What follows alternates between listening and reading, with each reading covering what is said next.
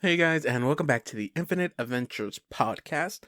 I'm back with an intro. I know our last few episodes, or last two episodes, did have one, but I went ahead and decided to get an intro done for this one. We won't have a recap because nothing really big happened in our last episodes. They were mostly just info dumping episodes.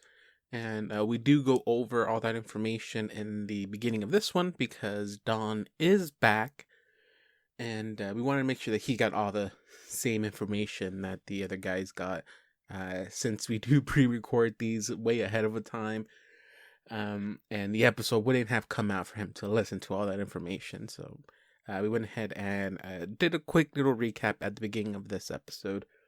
Plus, I did get some information wrong, or I didn't give quite all the information, so I do fix some of it in this episode too. Nonetheless, since we won't have a recap here, I'll just do some house cleaning stuff, which is thanking y'all one more time for giving us a listen. I know with the way things are right now, people are a little bit in the panic mode, and all I can say is hopefully you guys are keeping safe out there. I know our good old friend Phil, who has been in the show in the past, he does work in the medical field. Sorry, I don't know his exact titles. All I know is that there's a bunch of letters in it. But he has been amazing. He constantly updates us in how things are going. From what he's saying, things are not great, but he always likes to remind us to be safe out there. And so shout out to Phil. He's doing a great job where he's at. Even though he's probably stressed out of his mind, he's doing great work out there. So, but I will say with this time, I would really recommend you guys sharing our shows. I know there's a lot of people out there who are practicing the self-quarantine thing, and I think it'll be a good time for y'all to share our shows for those who are, deciding to stay in house, because I know people can go crazy with the whole having to stay indoors and not go outside, and they might need something to listen to or to maybe even watch. So if there's anyone out there you think would enjoy what we do, I recommend sharing it. And not just our show. Like, I really recommend you to share any other podcasts or any other TV shows that you guys would recommend for those who are deciding to stay at home, because trust me, you can go crazy staying at home for days, not being able to go outside, or maybe not wanting to go outside because of what's happening. And if you have anything you guys want to share with us, you can go ahead and do so. You can contact or message us directly on Twitter. We have John at Sci-Star Johnny, and me at CC_Foz, or you can even message the show itself at Sci-Star Comics on Twitter, and we have a Facebook page, Sci-Star Entertainment. And if you guys want any recommendation, we can give y'all more recommendations for podcasts to listen to. I know I've been binge watching a lot of animes, and I've never really had time to watch anime, but I've been having times now. But if you want any podcast recommendation, I'm glad to throw those out too. Something that coming to mind is, if you like what we do here, you guys would probably even enjoy the Glass Cannon Network and all their podcasts. They have so many, and they basically do what we do, but 10 times better. They have the Giant Slayer Adventure Path that they're almost finished, to tell you the truth. They're so far into the book. And they do have some Patreon exclusive ones, but out of the ones that they offer for everyone, there's that Giant Slayer one, and also they have they're also doing Strange Aeons, which they have on their YouTube channel, and they also have I think it is Starfinder, which is a more of a futuristic Pathfinder game. It takes place in the same world, but way deep into the future. And there's also the Adventure Zone, which is a podcast John got me into, and it's the McElroy brothers and their father doing a 5th edition game, and that one's a little bit more free, I guess. They don't really pay attention much to the rules, and they take story as a priority there. So if you are not much of a rule fan like I am a huge rule fan. I like to follow the rules, but all you care really is the story aspect and having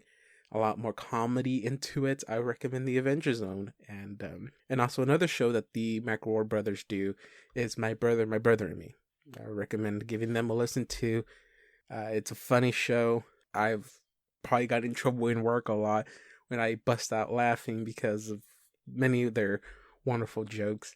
And also, one more recommendation, I'll leave it at that. It will be the Mission to Zix.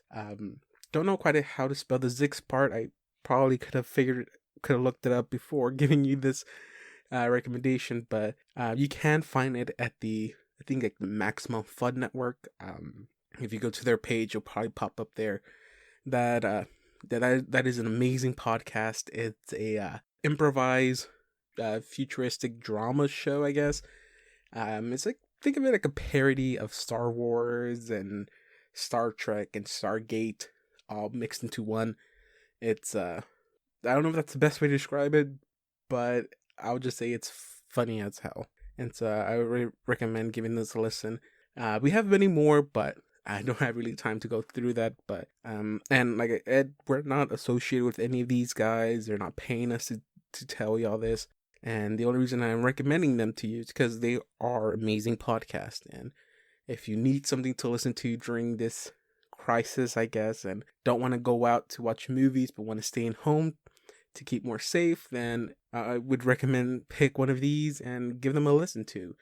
But without any further ado, we'll jump in right to the episode and see what happens here. So without any further ado, please enjoy episode 69, which I think we're going to go ahead and title this episode.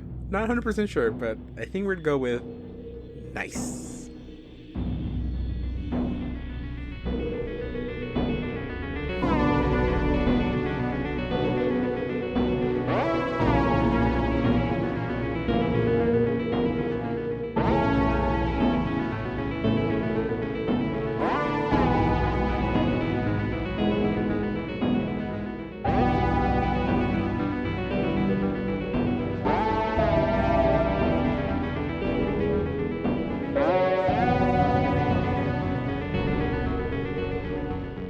So, hey guys, and welcome back to the Infinite Adventures podcast. How is everyone doing today? Oh, dude, you don't even know. I'm good. What are you fucking Okay, giggling John, you've about, been John? chuckling the whole time since I've been trying to get this started. Is there something you want to share with us? No, it's just episode 69. That's it. Just ignore me. Oh my god. I mean, I'm going to begrudgingly say that. But at the same time, I'm gonna fucking hit you, dude. Okay, I got it out of my system. That's it for today, guys. Wow. Right. It's not even like 1 minute in, and you already did the one thing I already had planned for. I told you before we start, if someone does something, they're going to receive something. That one thing is make a reference of being episode 69. To be fair, that is what 69 does represent. If you give something, you get something. And you did it. And so, for the remainder of this episode, you have disadvantage on a roll. I get to choose which roll. Nice. And that is John, because he was the first one to make a reference to being episode 69. I wanted to see how far we get into this episode before anyone made a reference for it Less being than a episode minute. 69. But less than a minute. What's that? Less than a 6.9 minute. seconds? Alright, let's go. Somewhere out there right now, somebody's trying to kill me. Yeah, me. Other than you. You won't succeed. I'm an adorable little gremlin. I don't know. I mean, obviously the assassins have already failed. I'm talking to you. Well, I'm happy they failed, because we kind of need John to play this game. So Yeah, so am I. I was honestly just trying to get rid of those guys. Wait, are you trying to create a backstory where John is a badass assassin killer?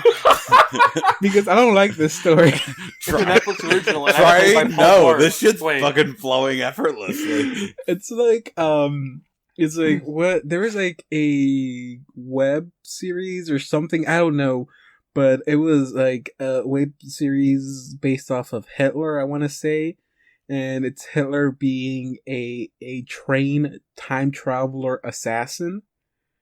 Because you know the whole thing of if people had a time machine, what would be the first thing they do? And first thing I'll do is go kill Hitler. But as we can see, Hitler still lived, which means that everyone who's gone back in time to kill him fail, which then makes Hitler the best time travel assassin. I wouldn't go back in time and kill Hitler. I'd go back in time and prescribe him mercury.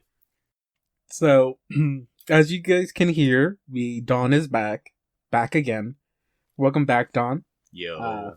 We missed you last episode. I missed you guys too. I will say, I did fill in for you. So, if next episode comes out, I'm not sure I'm going to edit the stuff out, but I played Dawn, and so I hope you enjoy it. Yes, you were made fun of, but hey, it's your Of fault. course I was made fun of. God, we should have went further in on that. Okay. Dude, I was expecting to be made fun of. Okay, so last episode, I'll do a quick recap since Dawn was not there and the episode is not released yet, so you don't have the opportunity to give a listen to it. There is a few things I will correct because there was a little bit of information that I did not give accurately, and that is the information you guys would have found in Laos's journal. I did mention one place where Count Laos was heading, and that was Kathir, which is where the Necronomicon is supposedly located at. And I did mention that he spoke with a friend of his, an associate. What was the name? How do you say the name was pronounced, Tom? Or what do we finally come up with? Macnian. Okay. So Almost seems Irish, honestly. God, I was really hoping we were gonna go with Mac Daddy. So I mean, that did cross my mind. I'm not the only one.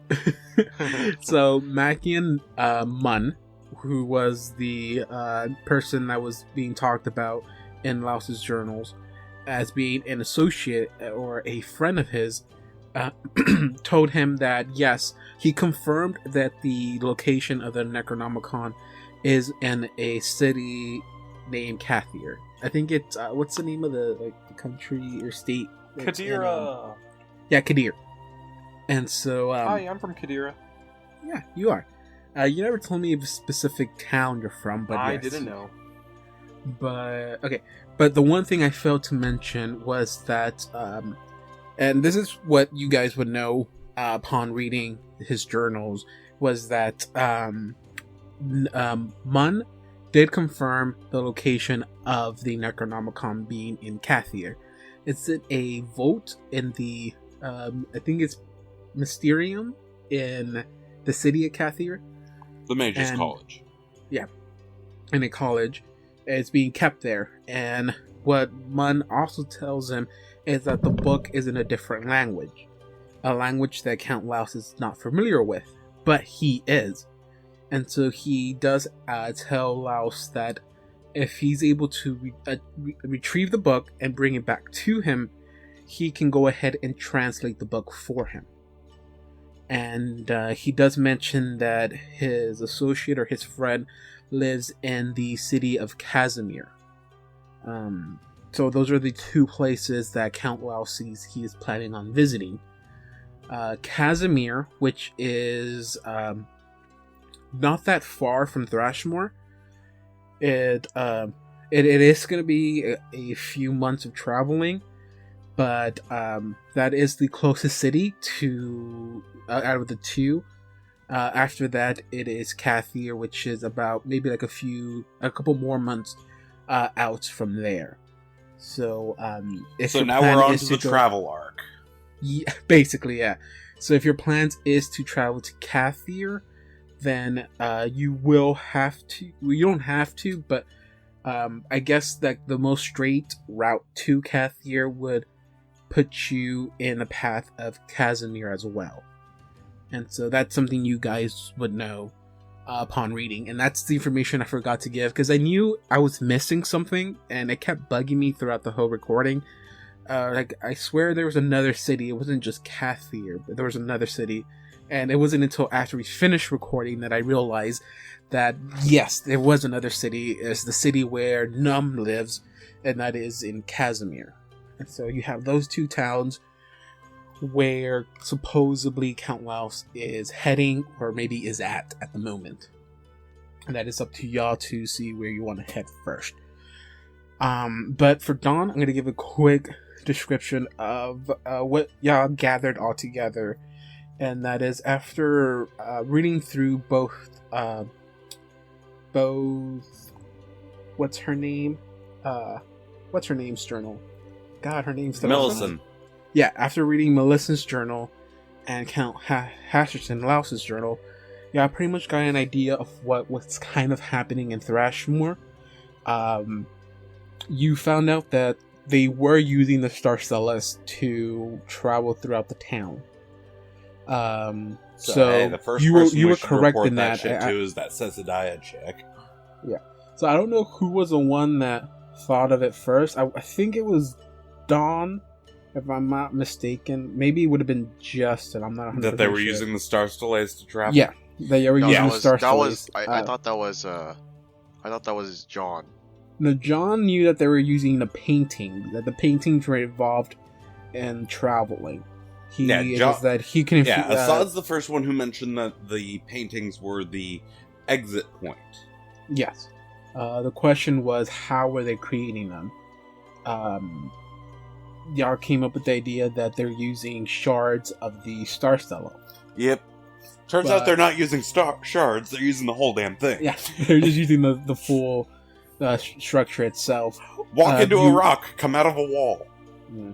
It's and you also learned that it had other abilities. You can, as long as you were within the radius of one of the Star Stellas, you could pretty much use any of the effects that they have, whether it's teleporting or speaking with other people. But the only way to use them was to oh shit, I need to put down the volume on my phone. The only way to use them was to have or hold the yellow symbol of Haster. Also, stuff you found out was that the person that Melissa was trying to bring forth was Haster himself. She believed that the statues themselves, or the pillars themselves, held the ability to bring Galarian, or the city of Thrushmoor, to a city called Carcosa, where she says is where Haster rules. That is the town that Haster rules over, and her plan was to either bring Carcosa to Galarian through the use of the Star Stellas, or to have Galarian, or maybe the city of Thrushmoor, merge with Carcosa. All she knew was that she wanted to bring Haster over, and the only way she knew of doing it was through the Star Stellates. So hey, we actually did prevent that. Nice. She also wrote about what Count Laos was trying to do. What Count Laos was trying to do was he was trying to find the connection between these Star Stellates and a city that he dreamed about, or that he had somewhat of knowledge about. Not its location, but of its existence. He couldn't figure out what the city was, where it was, but he did not think it was, at least from what Melissa was writing, she did not think that he thought it was Carcosa. She thought that the city he was talking about was something else, a lost city.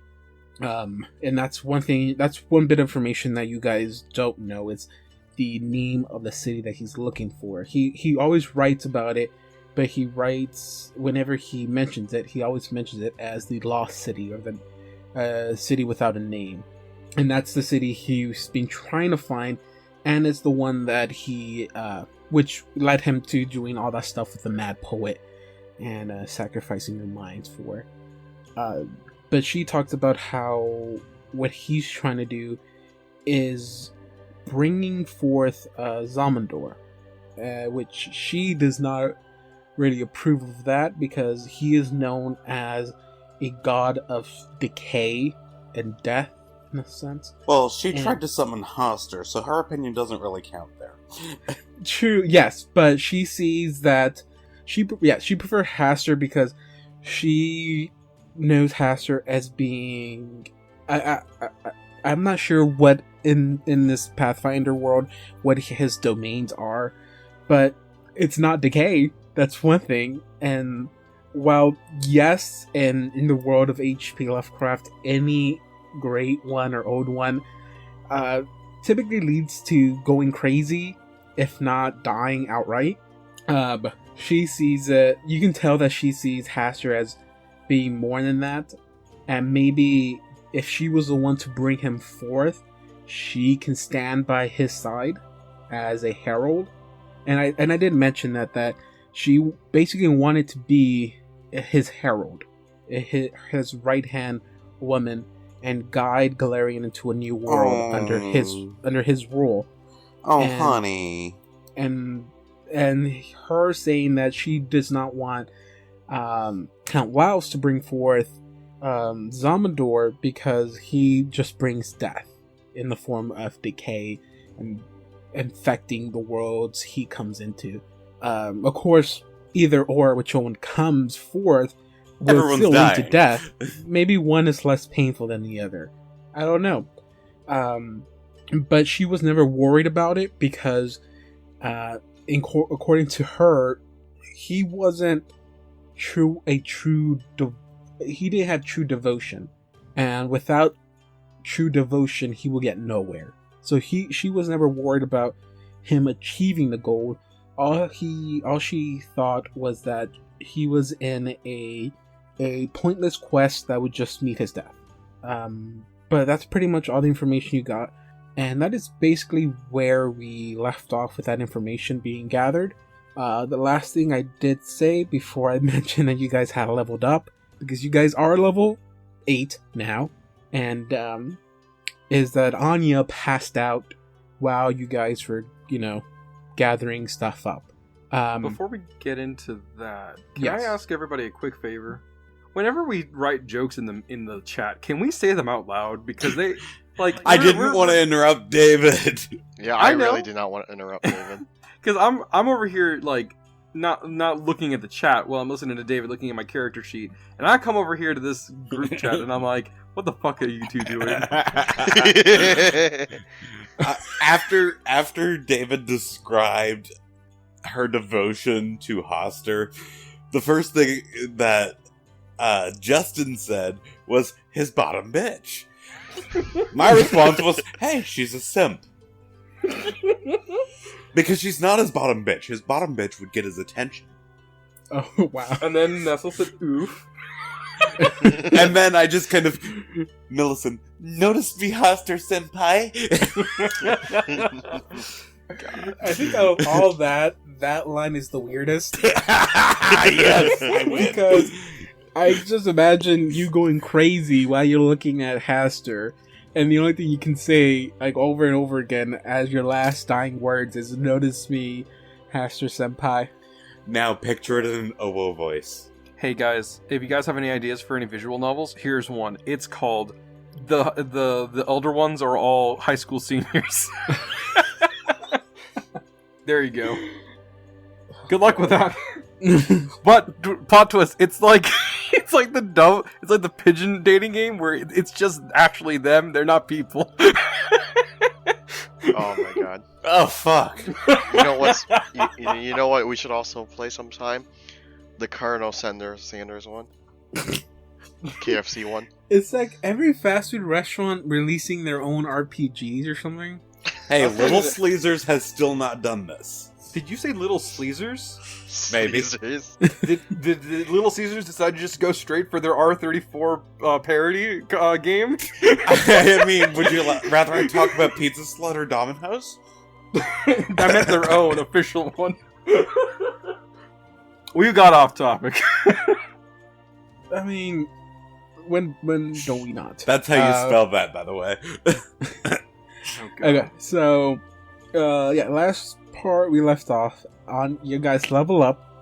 You guys, I said it took you a few hours, or majority of the day you had remaining, to go through all these notes and stuff. And Anya passes out. But before we get into the story, into everything, you guys did level up. So I do want to know a little bit.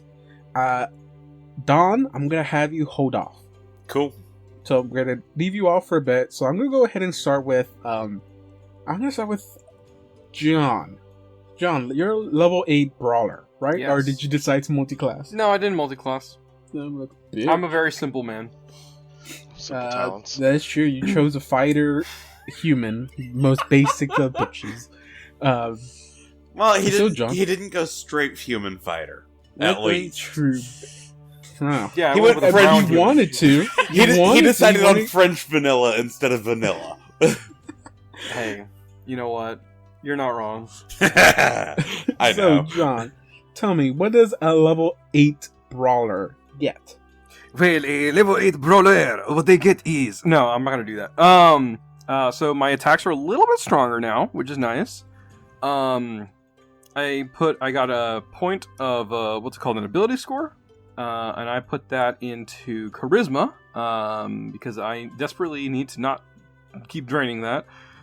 You didn't put it in strength? What's up? You didn't put it in strength? I mean, I'm already good on strength right now. I just don't want to die accidentally, you know? Okay. Charisma, got you. Yeah. I No, don't you think tend you to do a can die lot of... from 0 charisma. Oh crap! I forgot. I don't think you can die from 0 charisma. Oh, really? I'm still I just keeping think it there. you just enter a comatose state. That's still dead to me. I guess it's true. And I'm also getting a bonus combat feat because that's something brawlers can do. And I'm gonna let the audience try to guess what it is because Donovan and Justin have already guessed. I don't think Justin's guessed actually. I mean, if you've been listening, it's pretty obvious. Well, hold on, just really quick. I just want to ask David really quick. Justin, whoever I didn't ask, what combat feat do you think Assad is taking? Blind fighting? Any other guesses? Ooh. Charge. Point blank shot. Wrong. Okay, cool. No, it's blind fighting. Huh. Boom, we got it, guys. Yeah, blind fighting because I'm blind. Thank you, by the way. No worries, I I got like you. how I know it's called blind fighting. It doesn't really help in blind fighting. All it does is gives you another roll on like missing. Yeah, but I can take improved blind fighting as my as my thing that I do combat expert combat whatever it's called. I forget what it's called. Combat mastery. I can take improved blind fighting and then total concealment becomes regular concealment, which is nice. And then if Justin doesn't want to heal me ever, I can keep on going on down that train. Justin. Wow. Yeah. No, because I know that Nestle would love to, but I don't know about Justin. Hey, Assad, drink this. Hands him a bottle of pepper sauce. Okay. So we're gonna go ahead and do your HP, or did we already do yours? What's your hit die? My hit die is... I'm a bad player. I don't have this shit memorized. It should be on my thing. D8. D8. Okay. So we'll roll for hit die. Was there anything else you get? No, this is a bullshit level that gives me nothing. I mean, every level can't get you something amazing. God, I hope you roll something better than that. D8. Or a 1 so we can re-roll and I can get an 8. Oh god. That's Okay. better. You get a 6. And then con and... So yeah, so you get +6 plus con modifier. Plus 4. Okay. Next thing we'll go with is Justin. Justin, did you multi-class or did you choose to not multi-class because you're also as scared? Oh, I chose not to multi-class because of reasons. What are the reasons? What does a level 8 Inquisitor get? Investigator, but yes. Oh I shit, get- I forgot. Yeah, I'm sorry. I was thinking about Omir. But yes, what does a level 8 Investigator get? Oh, I get, first of all, I get my extra attack. So, yay me.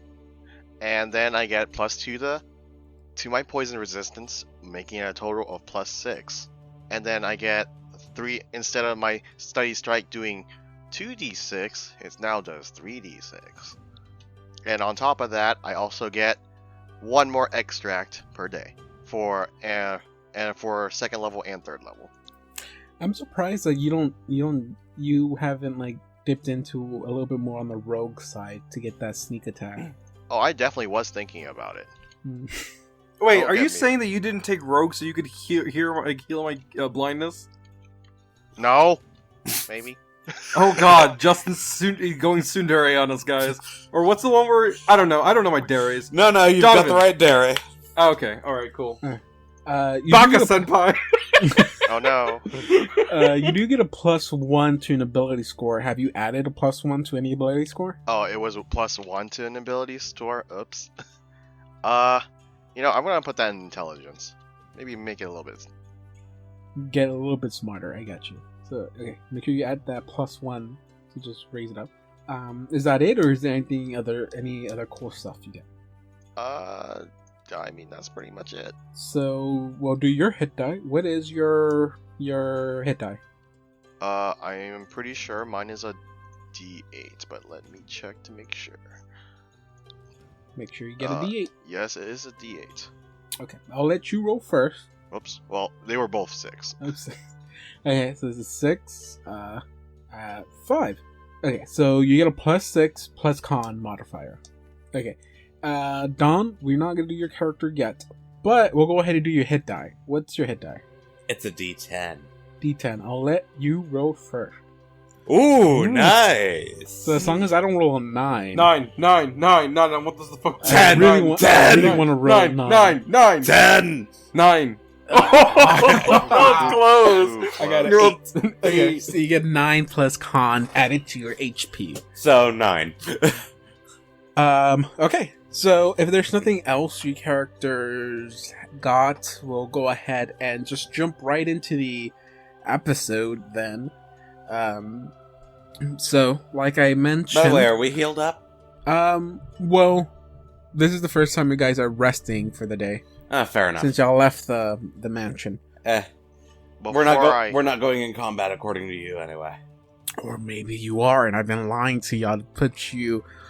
I mean, if like- we do, guess I'll die. Okay, so you guys have just finished reading your lovely notes, and as you guys are, I guess, packing stuff up, Anya stands up and she does mention that maybe with this information you gathered, you should talk to Winter and Sezadiah and see what steps to take after now that you have this information. But before she can finish her sentence, she passes out, and during the middle of her sentence, and she falls to the floor. So, hey guys, we should probably take this to win.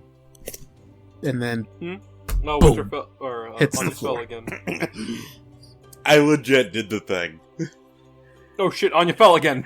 At least it wasn't down the stairs this time. There's this. Oh shit! There's stairs that you could throw me down. Don't. as she falls, a magical set of stairs appear under her feet. Fuck you, God. But no, yeah, that happens. What do y'all do? I think I already established that I ran over to Anya and trying to like wake her up. Yeah, we both ran towards her. Observing her, you don't see anything strange. It just seems like she's asleep, basically. There's nothing freaky about her, nothing just growing out of her, nothing is... Nah, she's just fucking out like a light. Yeah, it just seems like, say a person that was extremely exhausted just couldn't continue anymore, and she just bam falls on the floor, face first.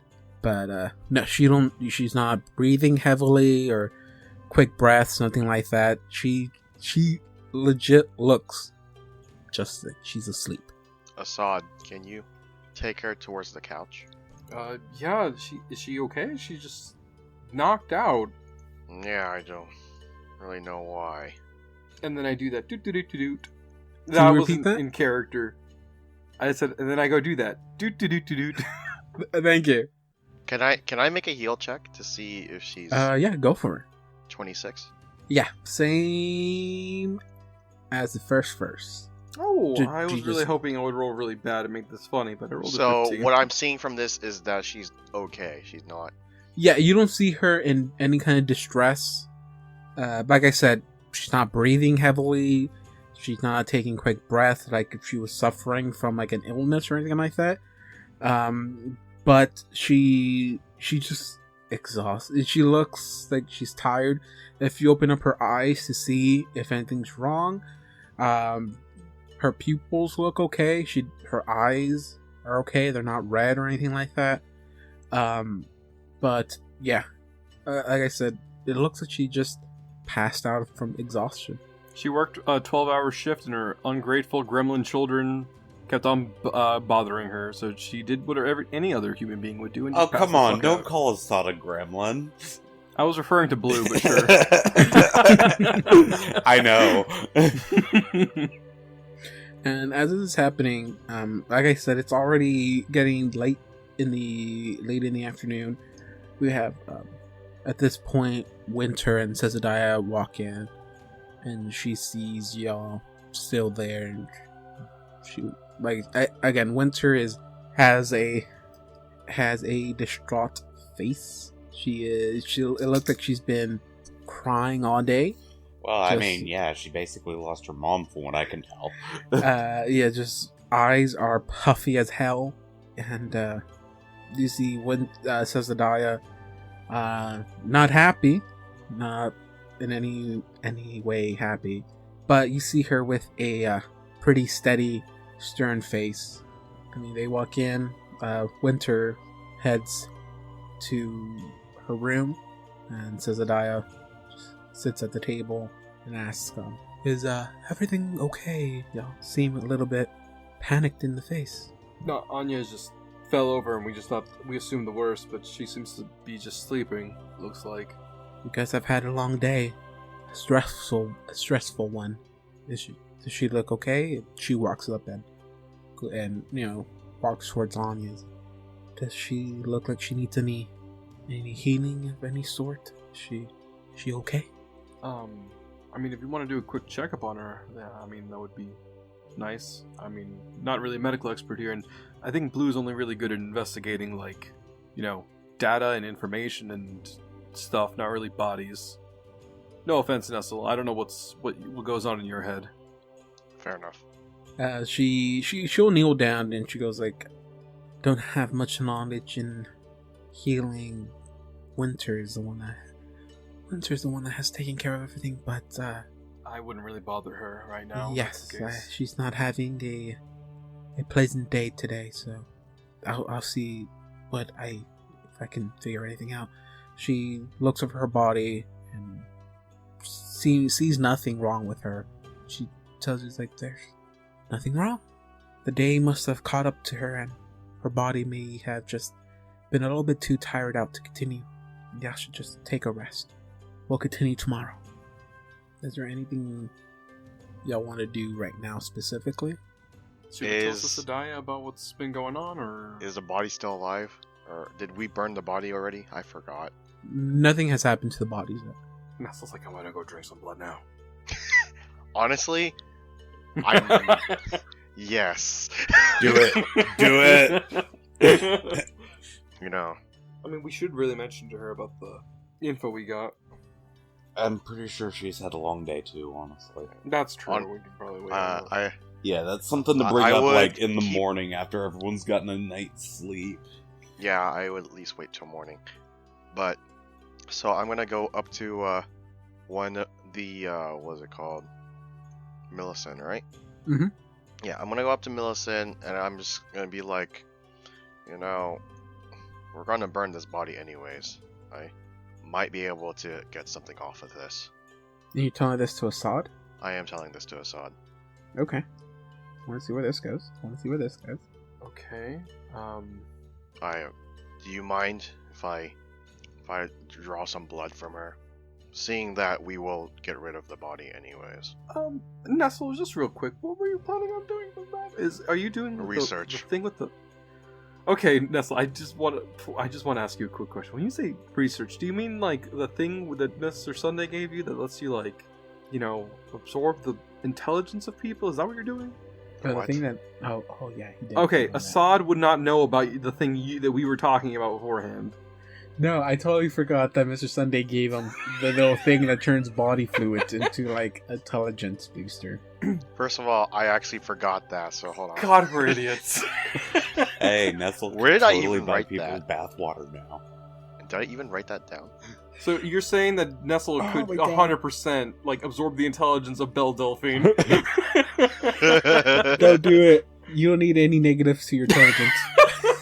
To be fair, I feel like she's very intelligent because she found a way to people trick a that whole buy bunch of from simps her are the online. ones who have the lack of intelligence. dude. Yeah, she stopped. She basically has no internet presence now. She made bank and quit.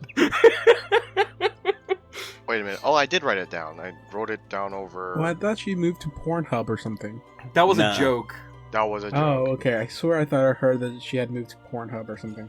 Yeah, no, she did, but they were all joke videos. Like, what was it? Like, a girl gets cream pied, and it's actually like her getting hit in the face with a literal cream pie. I saying that out loud sounds very bad. She must have built a great fan base on Pornhub then. No, a lot of people got angry at her, as you can imagine. Yeah, that's sarcasm. She's got a lot of simps. Yeah, a lot. Like, a lot. I mean, they bought her bathwater, and it's not even Yeah, and actually guaranteed to be water that she bathed in. That's the thing. No, that's, like, it's... Sorry, weird tangent, but, like, it's... I don't know what's worse, that you thought that it really was, or that you that you knew that it wasn't. What are you talking about? It's her real bathwater, John. How dare you tell me anything? Am I else? offending you? Did you buy her bathwater? You can be honest with us, man. Nobody's listening, just us. Did John trigger you? Yes, John triggered me. My 100 crates of her bathwater are real bathwater. God, man, that was $500, man. How else am I going to take a shower with it? I need that much. Oh man, I hope people know that I'm joking. I actually didn't buy it. I hope that. Okay, so I can feel safe now knowing that. I knew you were joking. I'll edit this out, but I don't think I really am. I'll just say I'm gonna edit this out to make me seem like the good guy. And then you don't edit it out. And And we've caught on to this, and you're still doing it, and that's just kind of. So, so you're not using that thing you're not using Mr. Sunday's flask? I am. Oh. But he's also using it for other research. Okay. Yeah. You'd have Okay, to wait. say that, dude. Are you I'm telling past him that. that you're only well. using it for Mr. Sunday's flask? I am using it for Mr. Sunday's flask, but I said I'm also using it for research. What are you studying out of her blood exactly? Like maybe because can you get curses in your blood? Is that a thing? I don't think you can. That sounds kind of bad. Well, John, you have some knowledge in religion. You're not a complete idiot, in a sense. Some. I mean, I can still pretend to know what I don't know. No, I mean you would know that. No, like you can't curse someone's blood. You can infect someone's blood. No, I don't think so. Just trust me on this. Sure, I trust you, Nestle. Okay. Hey, quick heads up. Yeah. Are there any I say other- that as I'm refilling the flask. Are there any other spooky powers that you have that I should know about? Like that time you transformed into someone? Dude, oh wait, no, that's the. I like. I literally went to Anya's been influencing me. Okay, how does Anya influence you to turn into other people? Like literally. No, I'm saying, dude. Dude, fuck you for throwing Anya under the bus. But at the same time, nice. More like down the stairs. But... All right. No, that was Assad. So, dude, what did you say again? I actually forgot. I got it. Do you have any other like tricks or stuff that I should know about before you surprise me with things? Like that time you transformed into people? Dude, it's my race. It's part of being my race. Mm-hmm. And what is it exactly that you're called? Smurf Neblin. Okay. Smurf. Smurf. Oh my god, Anya yeah. said that in her sleep. God. All right. Well, God, I hate this kind of. I actually want to do it really quick. I think it might be a little bit fun. I want to do. God damn it! I rolled a 7 sense motive. Yeah, I trust them. I guess. Am I bluffing? Like You're not bluffing. I guess it would be your persuasion. What do you mean? but I'm just just telling. No, not the. This is for your general like. Okay, Your so general I mean, behavior. one, he is being truthful. That's true. Okay. You are withholding some information because you're not telling him that you're planning on drinking that blood, and so if you're not going to be straightforward with him about you, Oh drinking no, I that, don't want him to know that I'm then drinking the blood. Yeah, but go ahead and give me like a bluff check because you are trying to withhold information. You're not being 100% truthful. Oh hell yeah, Dude, 11. You got a good number to that, don't you? Oh no, you don't. Your intelligence is your high skill. Yeah, so you are a little bit concerned about what he's planning to do with the blood, but I mean, you've I known did- Nestle for, I mean, in reality, you've known Nestle for about maybe 3 years.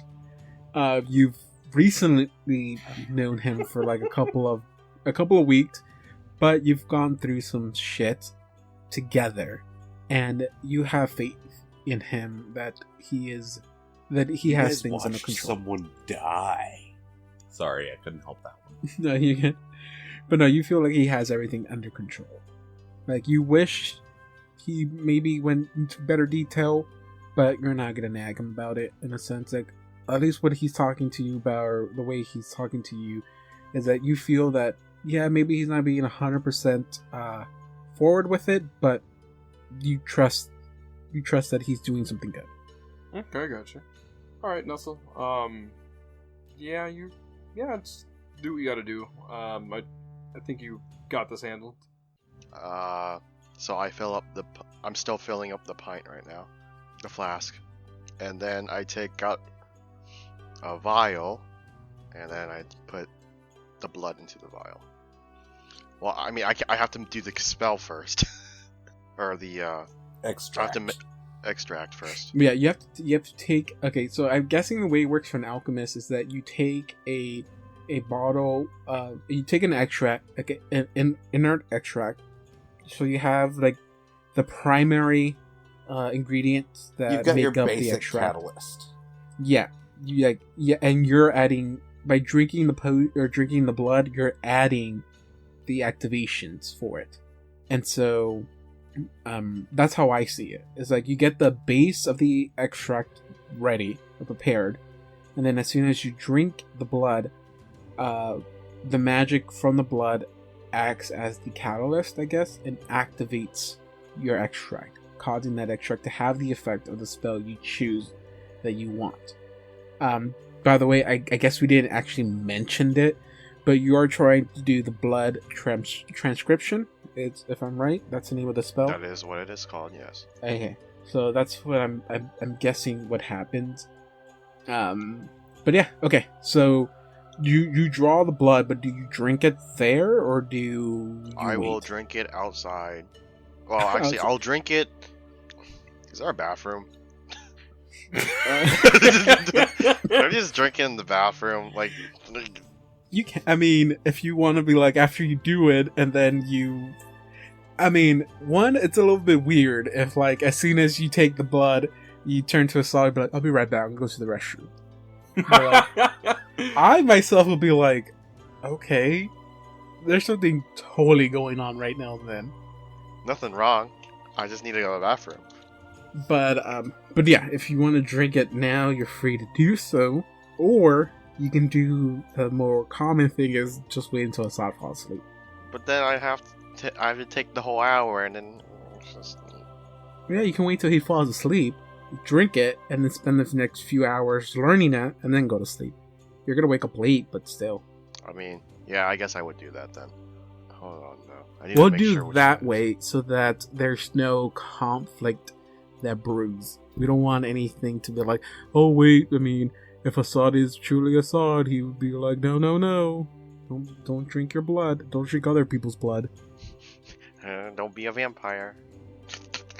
But okay, so we'll go ahead and fast forward to the morning. So go ahead and everyone heal up to your max, or not max, heal up to your respective HP. But yeah, we'll go ahead and fast forward. Justin, Nestle, whenever you choose the spell you want, you go ahead and just tell me. But other than that, you go ahead and you drink the blood, and you create an extract based off one of these abilities or one of these spells, and then for the remainder of the night, you take your time to mimic it, copy it, and now you have a new spell in your form of the book. Everything goes out nicely. Anya, as the night keeps going, we get a close-up on Anya, and we go into darkness, and Anya, you wake up and you are in the middle of Thrushmoor again. Is it that fucking nightmare again? You're back in the nightmare you've so much hate. Fucking to hate ever this think nightmare. about. And you're back in the past, and you see this war between the serpent folks and what you guys have now come to know as the flying polyps, the things that created these star stellas. And this battle is still brewing on, just as vicious as the first time you dreamt it. And this time, you don't. Your curiosity isn't your primary Concern. isn't what you are concentrating in. That's not what you want to get out of the way. Yeah. Because you don't want to suffer all those deaths again. You want to try to die as little as you can, because you remember how it felt every time you died, feeling every death, and you try your best to avoid as much of those cycles. You finally are cornered in a area, and you hear a huge explosion, and you are buried in rubble. As that happens, we come back to the Sleepless Agency, and it's morning. Assad, even though you weren't the first one to fall asleep, you are the first one to wake up. And what is the first thing you do when you wake up? First thing I'm gonna do is kind of just sit where I'm at, and kind of like, I presume I'm in a bed, right? We have beds here, or a couch? I or thought it something? just to be on the couches. Okay, couch. So I kind of just get up and like kick around the couch, because I presume that Nestle kind of guided me into the room. So I'm just kind of gonna scoot around and just kind of grab my spear as a makeshift cane and just kind of like sit in the couch for a while and think about all the shit that's been going down and feeling pretty bad about it. And being blind. Thank you. Those kind of included in there. So that is what you're doing. Yeah, just a few contemplating. minutes later, you hear a little bit of a rumbling. And Nestle, you're the next one to wake up. What do you do? I was up pretty late last night, thinking about some stuff. Assad, Yeah. I was thinking about how you're blind now. I'm thinking about it too, Nestle. Yeah. Thanks for reminding me. I was thinking about how you can't see, and how I can see, and must suck how you can't see. I've By been the way, thinking Assad, about you how know you you're can see, though, blind. Nestle. It's like you try to add the word blind and can't see to every sentence you can. Can't see. Yeah, you can't know. see. Must. It's good that we're seeing eye to eye on this. Oh, thank you very much, Anya. You're asleep right now, so... I mean, being blind just sucks. I'd assume. Mm-hmm. Yeah. Hey, Nestle, here's the thing. Love you as a friend and all. Hold on. is there- I'm is there making my this guy- potions in the morning while this is this conversation. Going somewhere. I feel like you just keep on reminding me that my life sucks right now. Yeah. Must suck right now, huh? Here, drink Blind. this.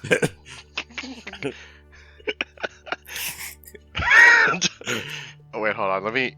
I'm sorry, but I can totally see Nestle doing that. I'm sorry, but my headcanon here is that him messing around with the blood gave him some sort of insight on this. Wait, hold on. How would Assad know that I was messing with the No, blood? my John Venegas' headcanon on this. No. I'm saying, how would he know I'm messing with the blood if he's blind? That's a good point. You don't even have to sneak past me.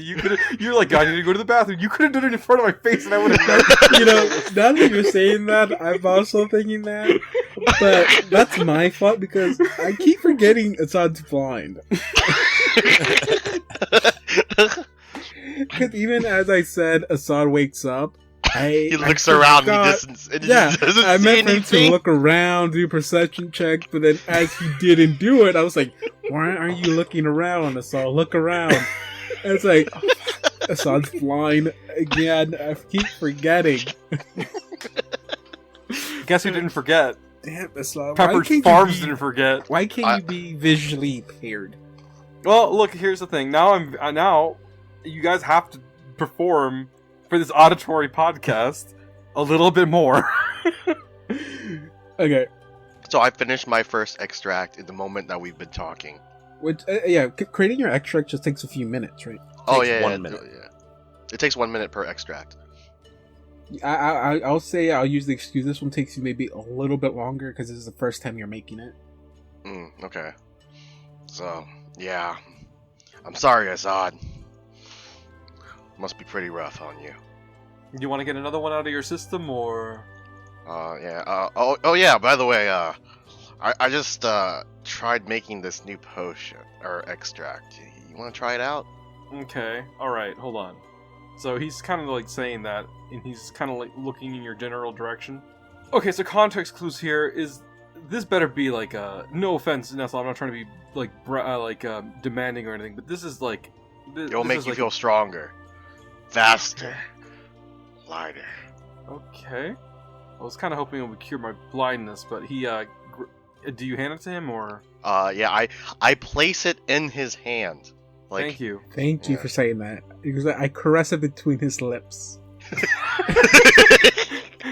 Well, it was Oh, better. his It was throat. that's better than me like giving it to him and then him accidentally dropping it. I put it up to my nose, and I rolled a natural one on perception to see what it smells like.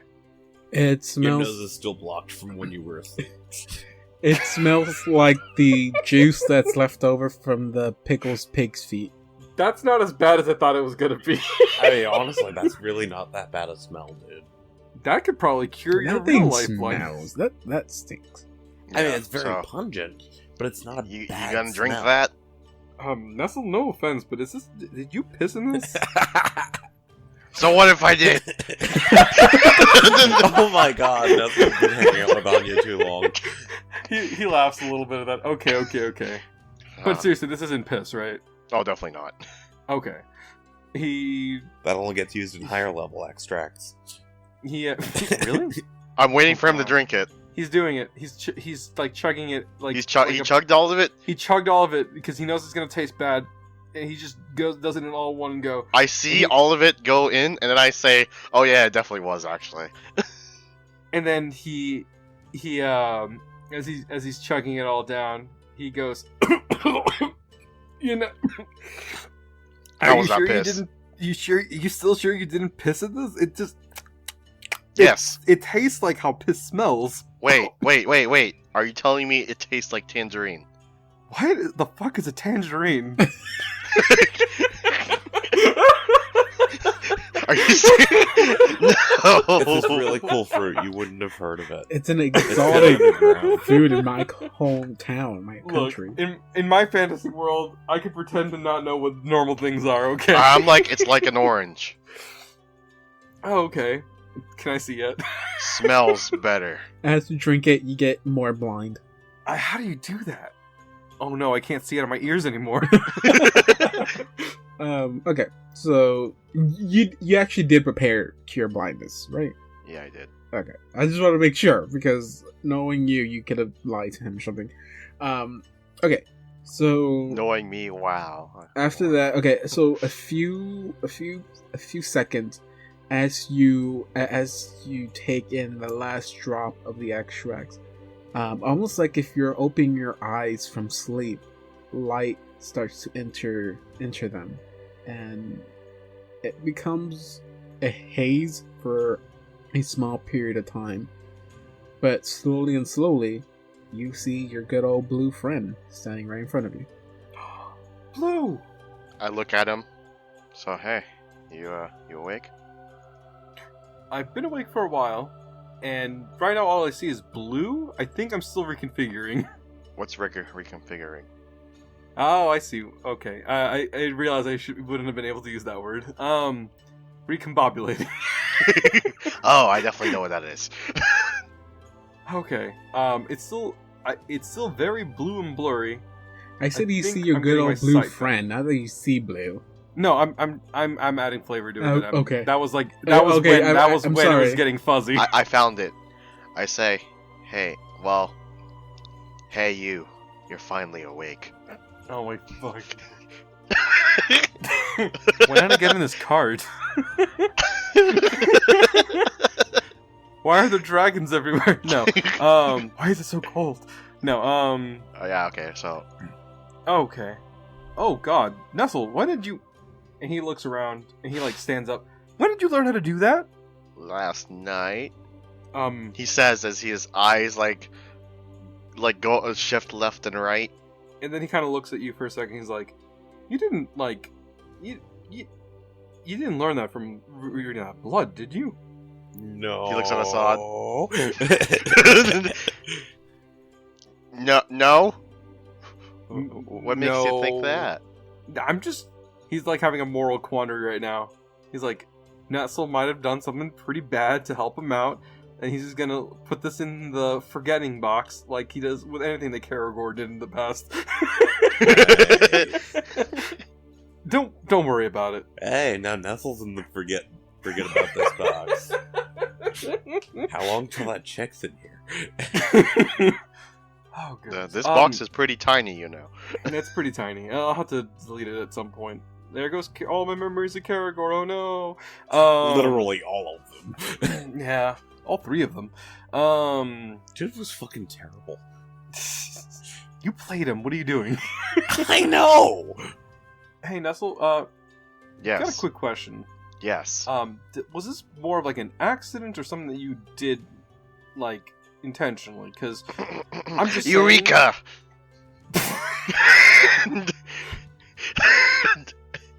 Oh, I'm sorry. I was What just was- thinking about other stuff. Okay, all right. I'm very impressed, Nestle. It was way too quick after what I presume would have been a permanent detriment to my character arc. I was thinking really hard about this. Look, John, if you're mad that we cured your blindness, we can undo this and get you blind again. Yeah, you know what? Just You know give me what? back my When we blindness. started the episode, go back from the beginning. Hey guys, welcome back to Infinite Canvas Podcast. Damn it, I messed it up already then. Well, what did you guys get for yours? It's episode 69, guys. Oh no, not again. Hey, We don't did it at the forget to beginning of like the and episode, right? subscribe. This has taken up a few minutes. An hour and 13 minutes is an interesting way of saying that. Anya has still not woken up. I punch her.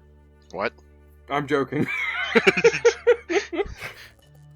Like, remind me not to have a sleepover at your house. Oh, so I'm actually gonna go over to Anya and see if she's awake now.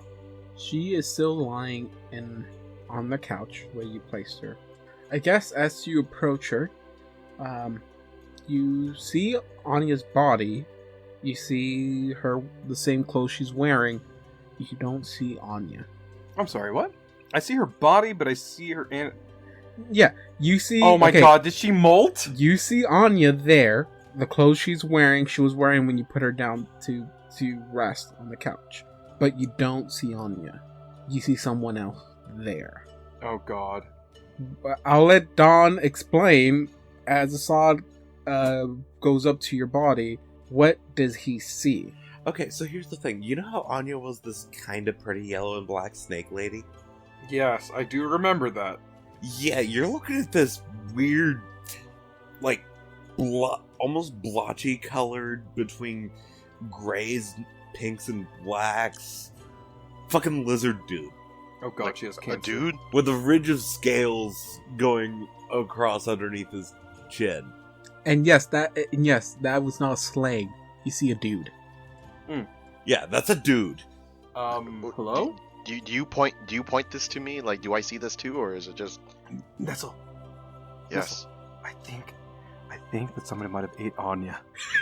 I look over to the side, and I see someone in Anya's clothes. You see someone in Anya's clothes, but not. You see a fucking lizard man.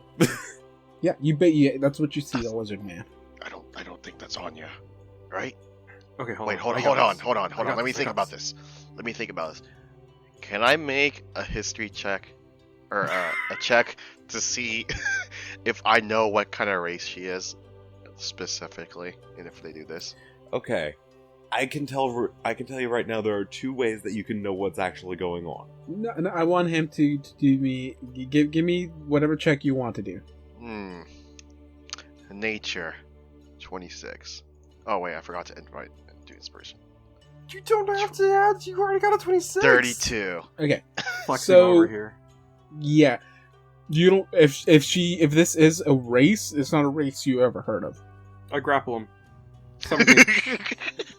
Oh, Okay. that's gonna work beautifully So- with the dream I was just having. As you go out to reach for her Him. At or this point. him, I guess in this scenario, yes, him. You reach out, and at the moment you wrap your arms around him, Mhm. Anya, it's when in your dream you're crushed by a rock, and you wake up in terror. Oh, fuck! And at that instant, Assad, you feel her body shake, and Blue, you see Anya. Oh, Anya? Anya. Oh. Assad, why is your arm around my throat? You know what's funny? You said arm. I kind of imagine him like, because you were a big old lizard man. I just kind of assumed that he wrapped all of his body around you, kind of like one arm around your neck, another one like kind of like in a like square lock position around your like arm. Going full like wrestler mode here. He's giving you a hug. He has Anya? a wife. Anya. Okay, hold on. Whoa, hold on. All right. Hey, Nestle, you saw that too, right? That wasn't just me like reconfiguring from the being blind. I mean, it could be, but yes, I did see it. You did see it then. Okay. Anya gets up and just starts making coffee. No, hold on. I walk over to her. Hold on. I'll be a little bit more distracted. You don't see an instant change. You see almost her body morph and change. And the only time you've seen this happen when her body changes like that is whenever she's taking her mutagens. It's that very same almost liquidy look to it. Anya, I have something I have to say. I have something I have to ask you. Can I have coffee first? No. Well, Please? yes. I just had one hell of a nightmare. Well, how about this? You make coffee while we ask you the question. That works. As long as I get my fucking coffee. Hold on, Anya. I have a question for you. Can you transform? Is that a thing? Because I know like you've been able to like morph like parts of your body and stuff, and like you know, like The whenever mutagen you get doesn't smarter. change just parts of me, dude. Okay, you just went full like scales and like monster on us. That makes no sense because I haven't drank my mutant. Hang on. Exactly, that makes Hang zero on, sense. hang on, I gotta think on this right quick. I'm doing a craft check to, craft alchemy check to see if I know about master chemists. Do you not know what you are? I'm pretty sure I know what happened now, because I got a 34 for that check. Okay, so I'm gonna play like this. Okay, you might not like it, but sounds rude. Don't really care. So, as of right until you see it happen to yourself, you're not 100% sure what they're talking about. I'm not sure if it's normal or not, guys. What I do know is, I think I just died in my sleep again. It was that one dream I told you guys about. Okay. And by the way, since you already kind of mentioned it, hey Anya, when you leveled up, what happened? Okay, so I did not go into more alchemist levels. Oh, okay. Instead, I went into the prestige class for alchemists known as Master Chemist. Basically, anyone who can, okay. The requirements for becoming a Master Chemist are the ability to create third level extracts, the mutagen class feature, and either the feral mutagen or the infused mutagen discoveries. Master Chemists are literally a situation of you've had so many of these mutagens in your life that you've basically become Dr. Jekyll, Mr. Hyde. See, that was my first guess, that's what you were doing, and that's why you didn't know about the other side, and it's like, oh god, no, until it's too late. Do you get I'm sorry, I know you're explaining it, but do you get an alignment shift when you do that too, or? Yes. Oh god, no, I don't want The to fight other this side scales. Literally is a completely different person, I kind of want but to has use the this guy, same though. memories and basic goals. Ooh, I'm excited to see him. Okay, so one of the things you told me is that as in this prestige class, one of the things you get is the ability to use basically the effect of a mutagen without having to take it. So basically the way I will do this is whenever Anya wishes that she had that ability active, and this is like after you drink your own mutagen, something in her body just activates it again, and that's when you'll transform. And then slowly, Anya would start realizing that she has slowly now building a second personality. Yeah, because she's really wishing she had another mutagen, and then suddenly there's like an hour and 20 minutes that she's missing out of her memory. Yeah, and then slowly, we'll play it as those memories start combining, and then you'll finally realize what you're doing. But yeah, I mean, the two won't really be able to communicate except for through like a journal or something to begin with. So I will say, that little dream you had wasn't just random. Like I said in 2 episodes ago, you ever wanted to make bets to see if people get, who's gonna die, who's gonna win, or whatever, who survives or who dies, and none of y'all chose the option of all of y'all surviving, and because of that, I said I was gonna punish y'all. And so I said, if I were to win the bet, everyone's gonna have a certain what's the term for Psychosis. it? Yeah, I guess, yeah. Anya is night terrors. So every time you fall asleep, you will have night terrors. I'll look it up I'll look it up after this. I don't think it's gonna I'm not gonna have it affect you today. But I think if you don't do a will save, you wake up fatigued, which is bad because if you do, you don't regain your full HP and stuff like that. So it can get dangerous. Because of this, I'm gonna give Assad a very specific one. Oh no. Would you have, Assad, is a phobia? Oh, please don't tell me it's lizards. No. Okay, it's not. Okay, so it's not gonna be a specific phobia like claustrophobia or. I can't think of any other phobias off of my head at the moment. Triskaidekaphobia, the fear of the number 13. Ailurophobia, fear of cats. Phobia, the fear of fear itself. Doesn't everybody have that one? Caprophobia, the fear of goats. Chorophobia, the fear of clowns, which makes no sense until popular culture decided to say, hey, clowns are scary, and then people were like, oh yeah, clowns are scary. But, okay, John, you're going to have a specific phobia. And that is I don't know if you can actually word it in this way, but your fear is going to be that you think everyone is a doppelganger. Oh, my no. god. Oh no. The fear that everyone's a doppelganger. And the only reason I say that is because literally I had something else for you, but another phobia, but because you mentioned it in this episode about Blue transforming his looks, and then you just saw Anya transform her looks.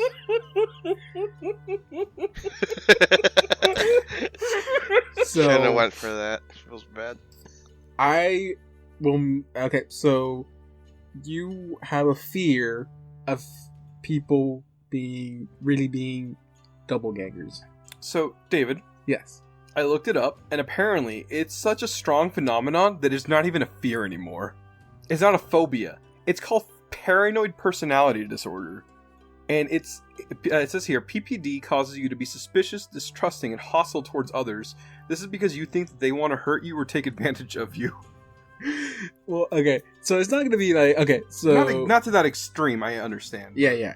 So so it's like every time you meet someone, you would have to, every time you meet a new person, you're going to roll and see if the effect happens. For this instance, it says here that you have like, okay, so I'm gonna kind of modify the phobia effect that is given on Pathfinder to fit this specific kind of thing. But basically, if you fail a will save, you'll be shaken around them. So you'll, and then if you fail pretty bad, you'll be frightened from them. So you wouldn't even want to speak with them or anything like that. Of course, every day, I'll let you do another roll with bonuses to it, and to the point where you'll finally feel comfortable being around certain people. You're not going to be like, maybe for Anya, you might be a little bit scared right now. But like Nestle, Winter, Sezadiah, I wouldn't say you have to roll for them because you've known them for quite a bit now. That you kind of feel comfortable around them. But if any new friends you make, you would have to roll and hope you roll good, because if not, you think you're a doppelganger. All right. I will say, I love this. It's been very It's an interesting one. Not one I was expecting, I'll say. But it will add a little bit of fun to any interactions with new people, I will say. I mean, even with a save, you'll still be a little bit suspicious, but you'll be comfortable enough to speak with people. In the back of your head, you might still have that lingering. It's like, damn, what if they're doppelgangers? I got a question. Yes. What if they're already bad guys? Like, what if I already am dead set on killing them anyways? Again, this is only affecting people that you are being forced to put trust in. Okay. So, there's that. Okay, and for Blue, okay, so I don't know if this best describes why you have this. That's melancholy, correct? Oh, dude. Oh no. Oh no, he's gonna get really, really sad, really, really bad. Okay, so basically, my understanding is that that's just like a form of depression, right? Yeah, it's a form of chronic depression. So the reason I'm going to give you this, this is the one you got, but the way I'm going to play it is that, Because I killed your dad. I'm going to say, you wake up and you do cure Assad from his blindness, but I'm going to say deep down, you blame yourself for his blindness. You blame yourself for Anya's, like, painful dreams that she's been having, because one, you went down in that fight, the only person that was up during the battle at the fort was Assad, and he kind of took care of the rest. Of course, it was with the help with Siobhan, but you weren't awake when she arrived. But you went down, and you feel like if it wasn't for that, you could have saved Anya from having that nightmare. Oh, I mean, you could also say that I didn't save what's her name? Yeah, and that's another point I was gonna get to, and yeah. So, I mean, just based on your party, you blame your it's your fault. Anya suffered so much damage mentally. It's your fault that you let Assad get blinded. And yes, you cured him, but what if he suffers something that you can't cure, and it happens because of you again? And then yeah, you have Accuser O'Meara. Oh god, he's actually dead. Becoming Batman. But without badass fighting. And so yeah, you weren't able to save Accuser O'Meara at the fort. Like you're taking all that blame to yourself, and so that's what you have. And your minuses to that is basically you take a -2 to initiative. And let's see, any more moral bonuses you get are halved. Moral bonuses? Yeah. Oh, so any effects that cause you to get like, oh, you get a +1 morality bonus to this, it's cut in half, and it's rounded down. So if it gives you a +1, you get half of that, which is 0.5, but rounded down to 0. Do I have any moral? I don't even think. I don't think so, but I mean, the only time that would really affect you if you ever have like a bard join in, because I think all the effects that bards give are like moral bonuses. But yeah, and then Anya's thing is if she fails her save, she wakes up fatigued. Okay, so the morning comes, all that weird shit happened, probably caused enough ruckus to wake up everyone else in the building. So Zadiah and Winter walk out. Winter still not being talkative. She sits at the table with a cup of tea. So Zadiah walks over to y'all. Seems like you've had a adventurous morning. From the sounds you guys are making, hopefully you've gotten a good rest. I mean, it's been all over the place, honestly. Maybe our minds just aren't in the right place right now.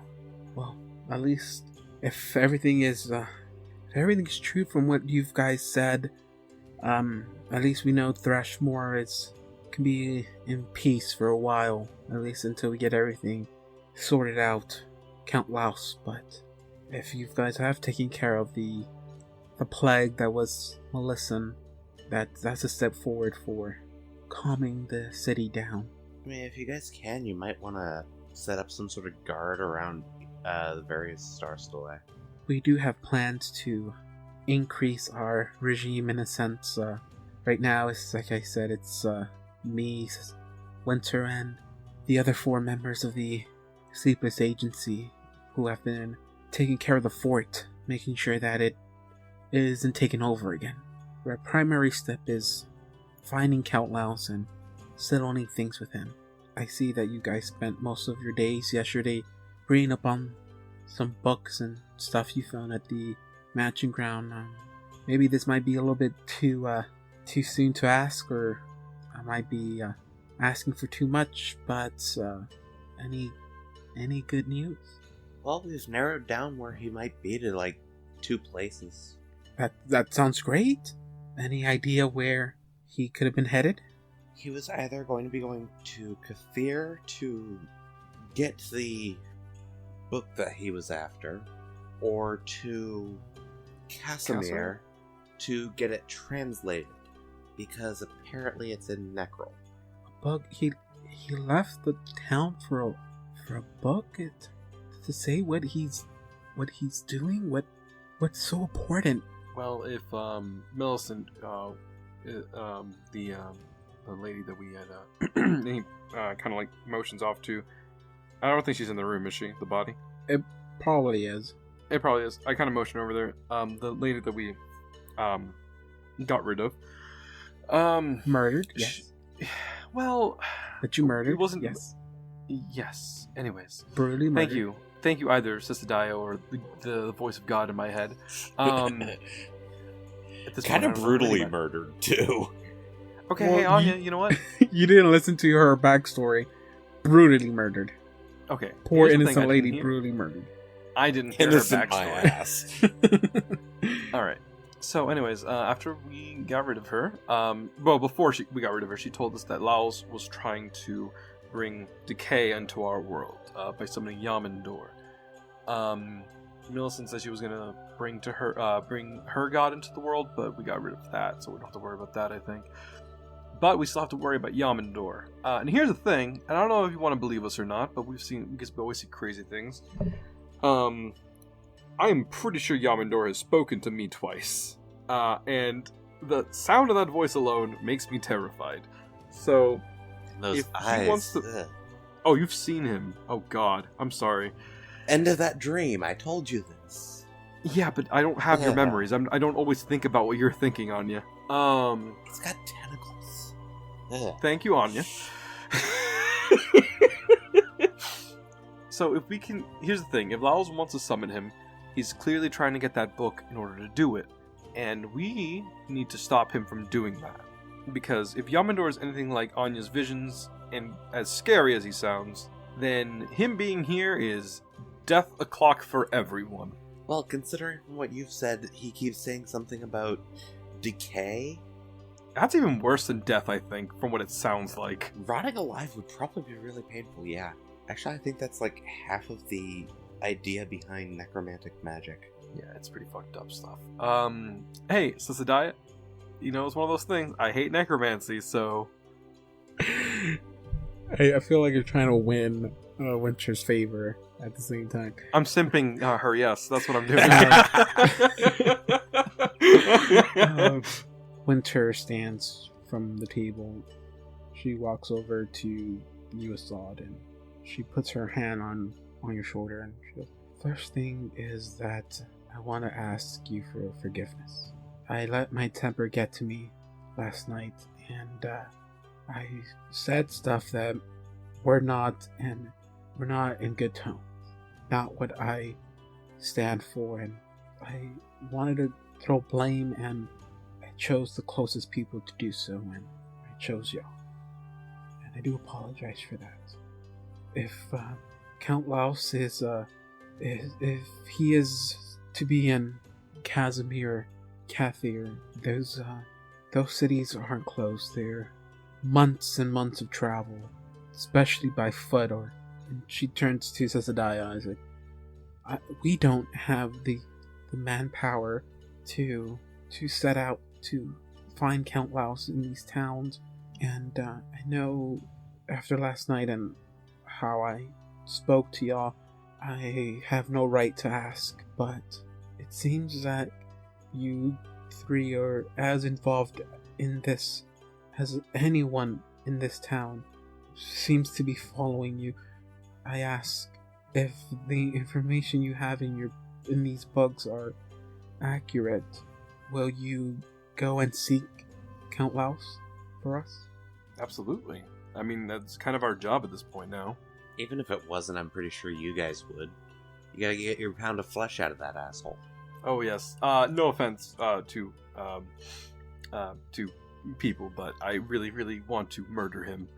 I know it sounds kind of weird, but he did take a lot of things from me, and he seems to hurt other people, so I think it's justified in that. I get a pass on that, right? Because I know you guys are like guards and stuff. Winter is like, look, I asked you to go, but I'm not asking you to go out of revenge. No, don't get me wrong. That's kind of like a secondary thing at this point. I understand the whole destiny thing. Like I said, the travel overland is going to take months. I do apologize for asking you to do this. And as she says that, Sezadiah chimes in with, well, it might not take that long. how are you guys about? How do you feel about boats? Um, Don't really know. I've never been on the ocean. You, a Pathfinder Society member, never driven or never I've been only at been in the sea? Pathfinder Society for the past 2 years. I was doing my initiation for most of that. And before that, I was kind of a member of a trade caravan. I mean, I'm more surprised about that. Traveled around the world. It takes a long time. I would think maybe a boat ride here and there would have, made it a lot easier for you. Caravan lead was kind of a cheapskate. well, if Anya hurting us for most of our time knowing each other has taught me anything, I don't think she does things the easy way all the time. I mean, you're not wrong. I'm never gonna let you live that down, by the way. And he kind of smiles. I mean, at least you're letting me live. Oh no, it's just a funny haha joke at this point. Yeah, mine was an attempt at that too. Me and Assad, we already traveled on a boat, if you remember correctly. Oh god, we did. Yes, I was thinking about that. Yeah, but that was like a few. That was like a few hour Yeah, it wasn't that ride. I will say, I was uncomfortable the entire time. I think we can manage. This entire time I've been uncomfortable, so I feel like being uncomfortable on a boat will be no different. Well, if you guys do not mind waiting a few days, the earliest there should be a merchant's boat, a trader, coming in dock pretty soon. The sailor of this vessel, I don't know her too personally, but we've known each other for a bit. I can try to see if I can do anything, but I know her route lead her straight to Casimir. She doesn't go any further than that. She trades along the routes, the river routes there, but if we can ask her to see if she wouldn't mind taking the three of y'all with her on her next journey. She should be arriving in a couple of days. She's usually on time on her schedules, which her next scheduled stop in Thrushmoor is in a few days, and gives you enough time to take care of anything here if you need to. But if you guys are open to it, I can probably get you away there through the seas, through the water. Yeah, I think we can wait for that. That'll give us time to say our goodbyes and, research do what everything. goes good for trade in Casimir and maybe read up a bit on what exactly Casimir is. So we're not there blindsided. it's more than likely a trade port considering it's right on the river. Okay, hey, Anya, I know, I literally only know about Casimir, like, the words you guys are saying and what I previously learned, so... She does tells you by sea or by water, or by boat to be more specifically, it's going to take 3 to 4 months to get there. Boy, oh boy. So when you want to research, you got plenty of time to research.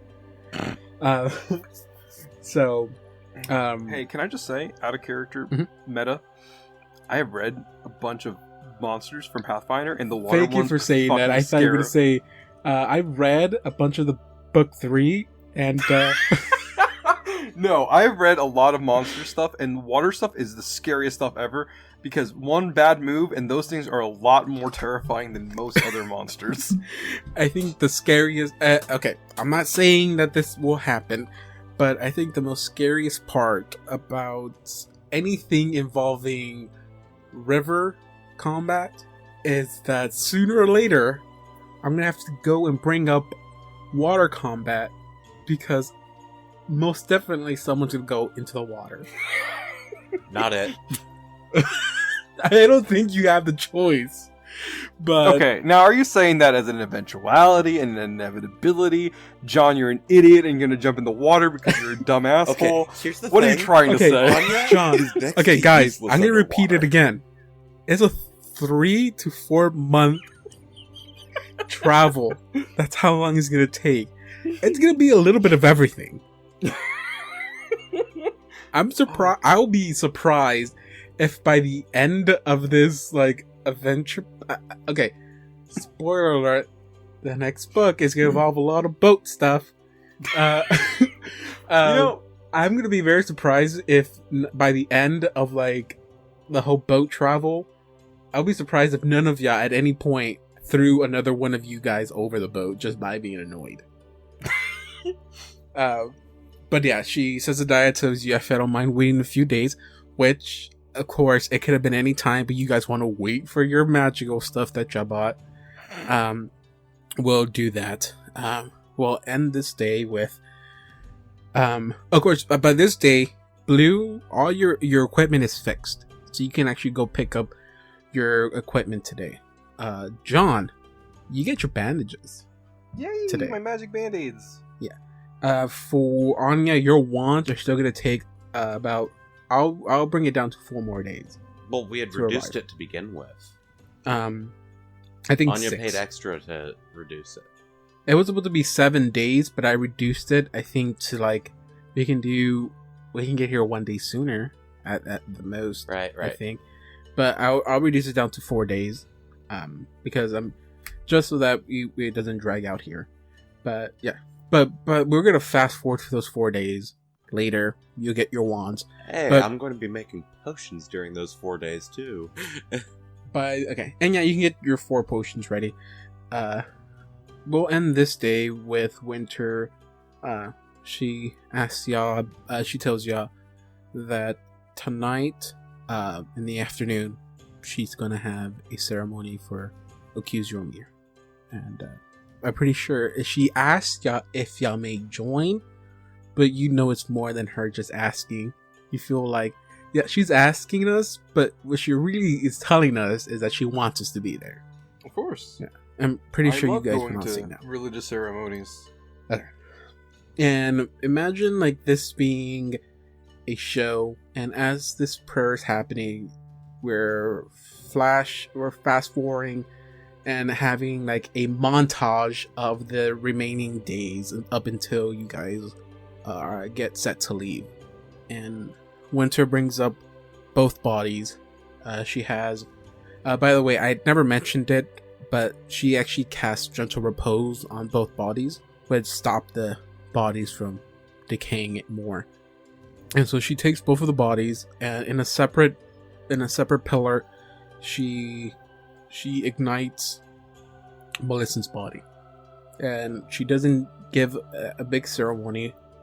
All she says is that, may the Lady of Graves take you where you need to go, and she leaves it at that. She brings up Accuser Mirrors, puts her like in a nice little what do you call those? Not caskets, but I think there's a proper term for it. It's like just like the little structures made of wood, so you can cremate them. You mean a funeral pyre? Yes, there it goes. A funeral pyre. It kept slipping my tongue. How She did it sets take you one that up. long to figure that out, Don? You know a lot about all these spooky things. Yeah, it's not even a spooky I'm thing. sorry, I was looking at trade goods. She sets her body on the top and lights a small portion of the pyre. And as the fire slowly consumes everything, she asks for y'all to bow your heads and to pay respect to Killjoy Mir. Even though none of y'all truly knew her, she was a brave, a strong woman. And today we are here to pay our final respects to her. For she is now in the arms of my lady. And may Pharasma guide her to where she truly belongs. Pharasma is not one to throw out justice. She sees death every day. The death of tyrants who have long stayed their welcome here in Galarian, to the death of an infant as they give their first and last breath in birth. Pharasma's guides each one of them. No matter how terrible they were in life, or how pure they were in life. She guides them to where they need to. And in peace we are laid. One day we will all meet her presence. And one day she would guide us to where we need to, where we will forever rest. But until that day, I will serve her and do my best to spread her word to all those who need it. And one day we will see Thrushmoor again, like you would one day see your fallen friends and families. But until then, we stand here and remember them. We remember them for the good they've done. And she lets the fire take over the pyre. Slowly and slowly, there's nothing but ash left over. Winter kneels down and picks up bits of the ashes and puts them in a small container. She stands and she approaches each and every one of y'all and asks and thanks y'all for everything you've done. If there's nothing specifically you wish to say or do at this moment, we can fast forward to day 4 or anything. Other than that, I will say, you're free. I was crying the whole time. You guys have the mic, and if not, then we can continue forward. Quick heads. Just a quick little thing I noted. Out of character. In comparison to our real world, Phrasma does a pretty shitty job at her job, if you really think about it. Because in our world, there are how many? Let me think real quick. 1, 2, 3, 4. 0 zombies. And in Galarian, there's more than 0 zombies. Okay, that's not Pharasma's fault. Okay, Because Pharasma can't control the living. yes, Phrasma's job is to guide the souls of the dead. Once To a their soul final dies, resting her place. job starts. Okay, that's what I'm saying. Yes, but the souls have to come to her. And sometimes they get caught by the Pallid Princess instead. Yeah, and so undeads are created by it's thanks to the god Urgathoa. She found a way out, and because of that, she finds a way to prevent souls from going to Pharasma, so they cannot go to rest, but they stay forever alive until they are freed to go to Pharasma. So it's like Pharasma would be doing a good job if she didn't have this other god in this corner, like telling people, "Wait, no, come over here instead." You don't want to die, come on. And that's basically what it is. Other than that, I think she's doing a pretty good job because they don't have. Yes, there's zombies, but there's not like a bunch of zombies. But I mean, I digress from that. So on day 4, Sazadiah comes up to you and goes, "Okay, I have great news. The captain has arrived, and if you guys are ready, we can go and have a word with her and see if she's willing to take y'all onto your next adventure, I guess. Best way to say this. Whenever you guys are ready." Out of character, is Casimir a particularly religious city? It's just like any other normal city. I don't think they're heavily religious in any way like that. So direct seafood would sell well there, though, because it's on a river, not on the ocean. Well, Casimir is located. It's located near a huge sea. Ah, but it's on a... Okay. Yeah, it's the exit point to the river. So where Casimir's located is basically at the end of the river where it opens up to the sea. Okay, other than that, I would say throughout this phase, I would say you guys have already taken care of everything you need to. Assad, throughout these days, Kel has recovered. Of course, he still only has one arm. It didn't grow back? What? This is a fantasy world. He could be part lizard. I don't know. That was a real question. Are you making fun of me? How many he recovers within a few days since y'all got back from the mansion. Maybe the last 2 days you have is when he's been like at his best. So just asking you, would Assad be with him those last 2 days or? Yeah, no, definitely. Okay. And you do your proper farewell, you not leave him hanging like you did the first time? No, of course not. I got you, It's got like, you. Just wanted to make sure because... Would he be at home or would he be like... Probably he, like, maybe like the first day he woke up and recovered, like the first 2 days he would have been at the chapel. And then the last 2 days that you were there, he would have probably been at home recovering. I have a question for you. He has a family, right? No. Oh, it's just him by himself? Just him by himself. Oh, okay. So here's the thing. I know this sounds a little out of left field for you, but I feel like during this time of recovery, he's gonna try his best to kind of like just stick around the house and like do things when he asks him. You know what I mean? Like it's when somebody's because I know that he's probably got somebody there with him, but like like somebody more competent. But Assad would definitely try to do something while he's there, to the best of his own abilities. Like I'm gonna have a little fun now. Oh, I'm gonna say that throughout this time, Siobhan has been stopping by and helping out a little bit, and she'll stay a little bit longer even after you leave. Hey, Siobhan? Yeah. I don't want to be a burden to you, but I have a question. Sure. I don't know why a question would be a burden. Well, no, here's the thing. He like... yeah, he's like holding a potato, and he's like, how exactly do we slice these? Like, for soup? I don't want to be rude. When you say you lost your memories, did you lose, like, everything? Look, I don't think I ever learned how to cook, so, and he's like pointing at a boiling pot of water. I don't even know how long that thing's supposed to be on, to be honest.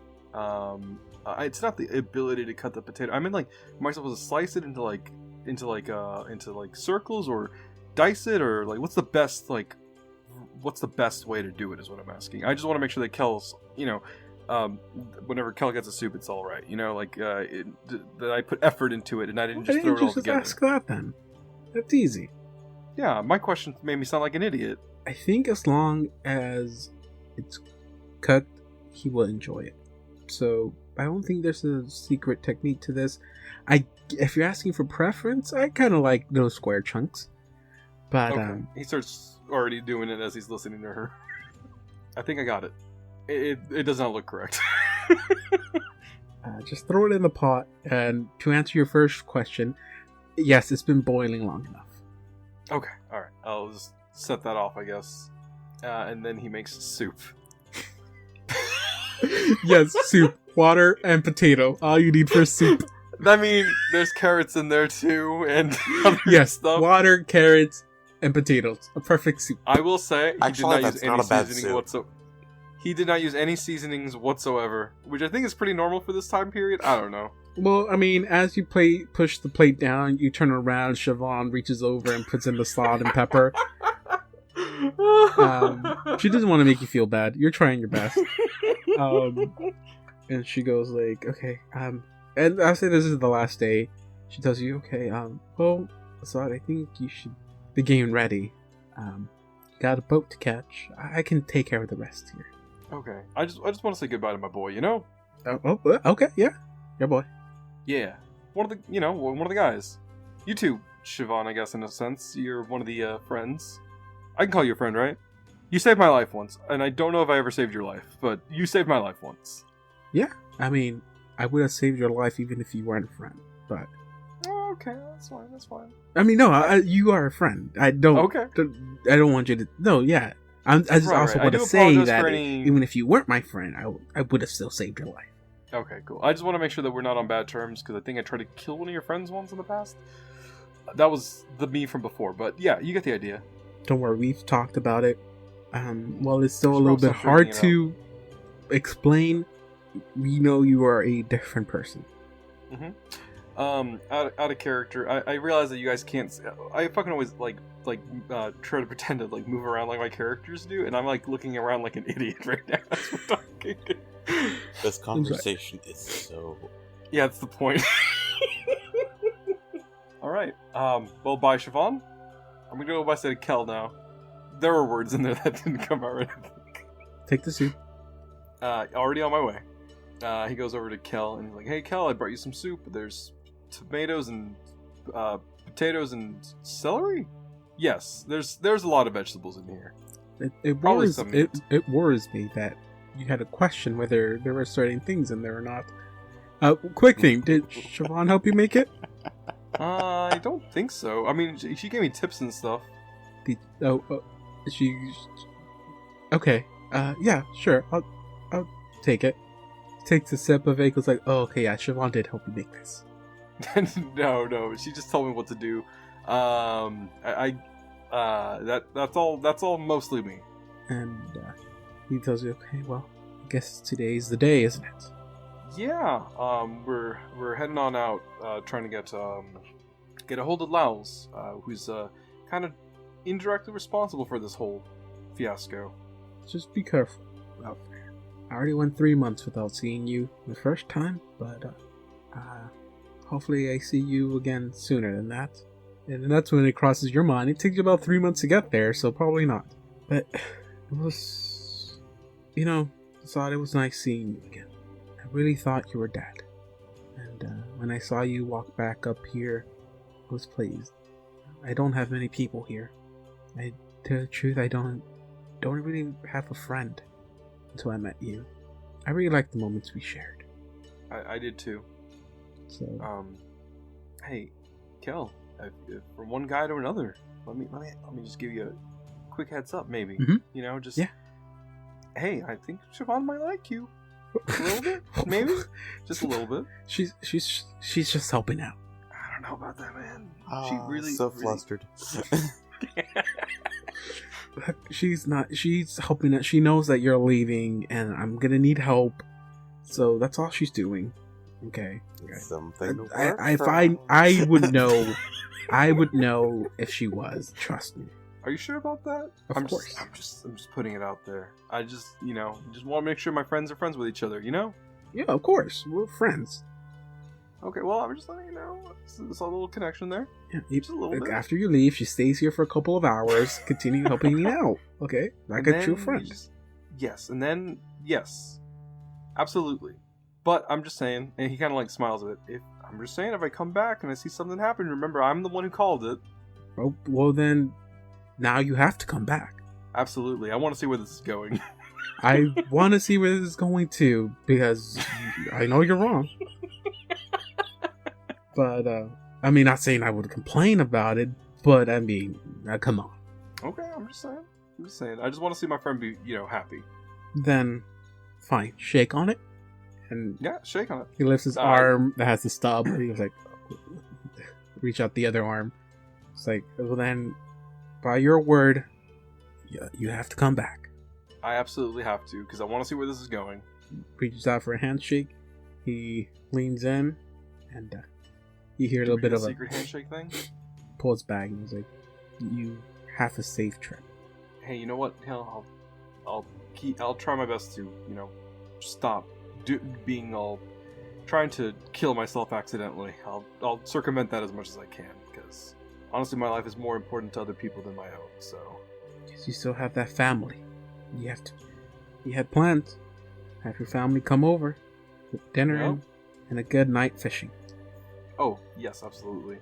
I don't really know exactly what they're like, but hopefully they will absolutely love it here.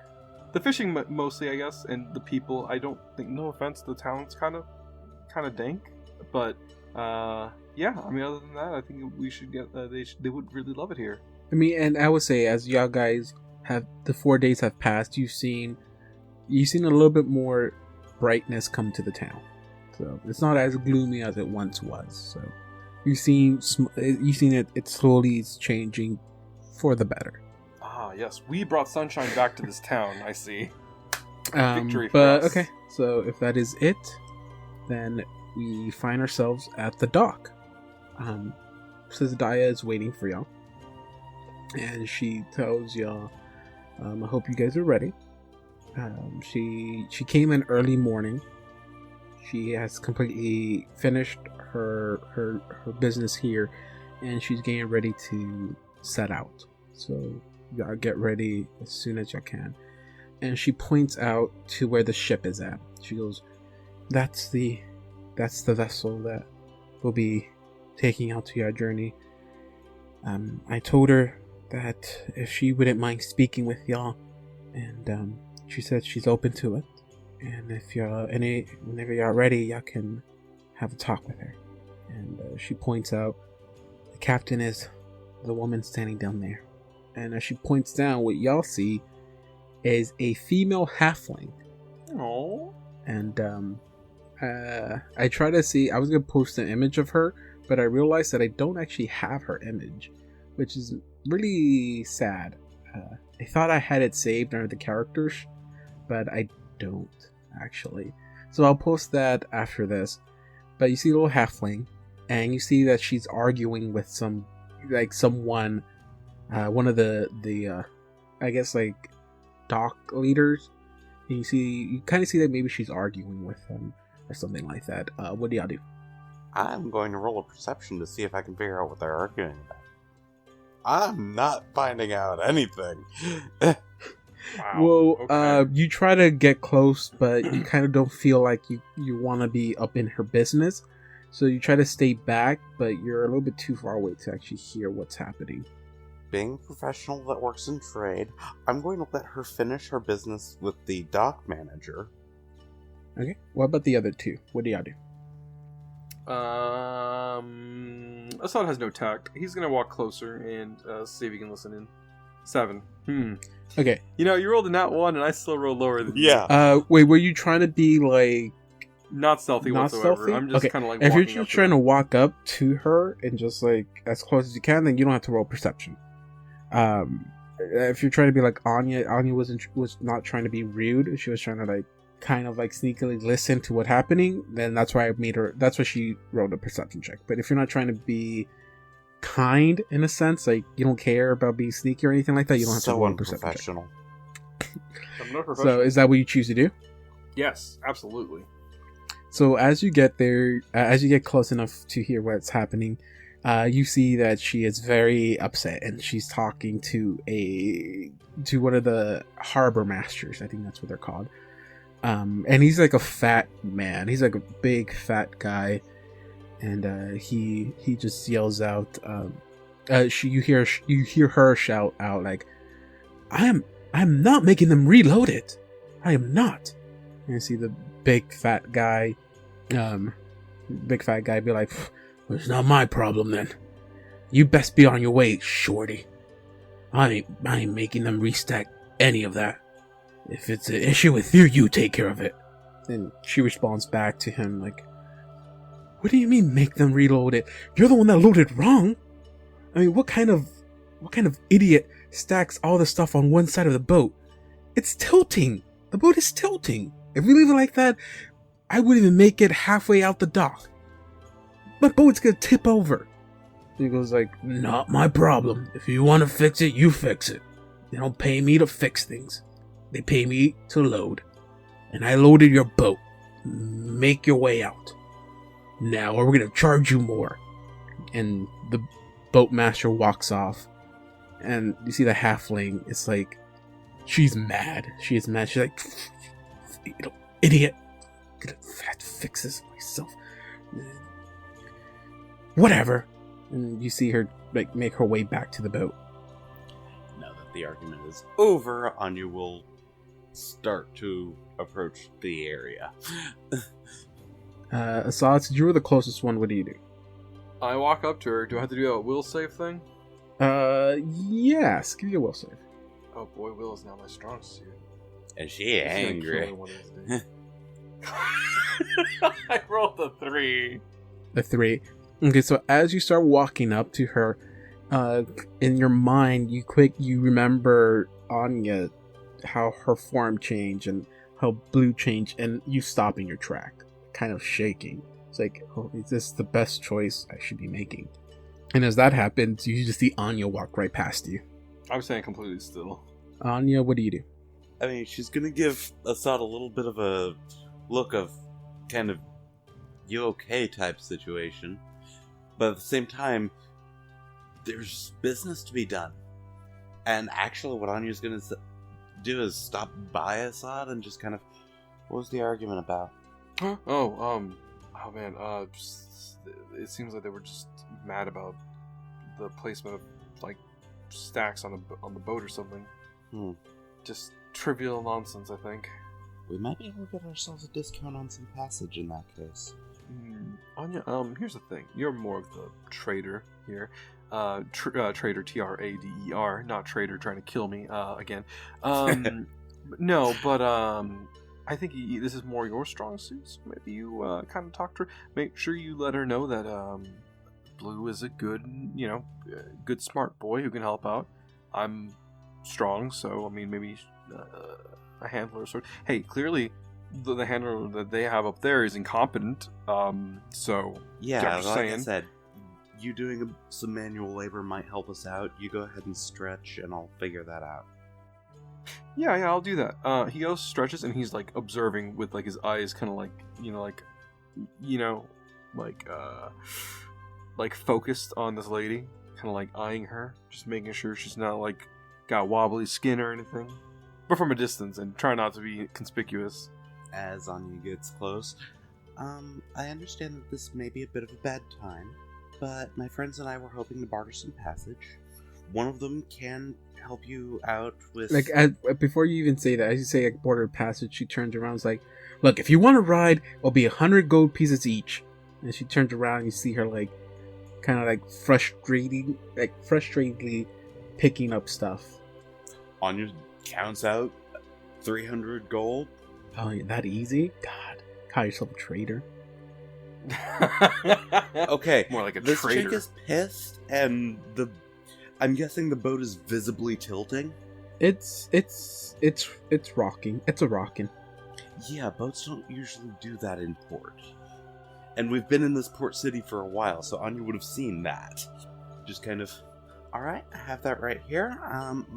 My friends and I will be glad to help you out with this issue you seem to have. And she turns to you and be like, you don't look like the type who's gonna have enough strength in those little arms to help me out here. I have a way to help myself out on that. Okay. Well, I mean, one person isn't gonna be enough. My friend over there stretching on the dock is also going to be with us. And Are you stretching on the dock? Absolutely. And when he points over and I notice that they look over here, I kind of like look the other way.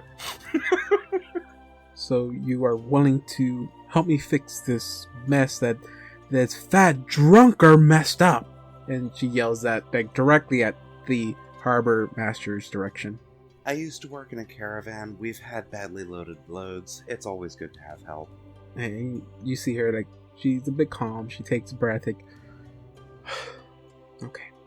If you guys are willing to help out with this issue I'm having, I wouldn't mind discounting you a little bit on the fare. So it's just going to be the two of y'all. No, actually, it will be myself, Assad over there, and Assad, where's Nestle at? Oh, There he is. Nestle. And Nestle right over there. And she sees Nestle. She's like, what is that? A gnome? I've never seen a little blue gnome before. He's a water gnome. No, I'm just kidding. That was... I feel like maybe humor's not a good thing to do right now. She hops down and walks over to Nestle. It's like, so, what's your name again? Oh, me? Yeah. The name's Nestle. Nestle. Nice to meet you. Oh, nice to meet you. Nestle's getting waiting. Yes. You know, I've never seen...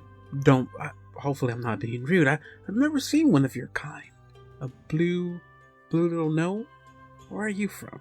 From somewhere underground. You've probably never heard of it. Somewhere. Yeah.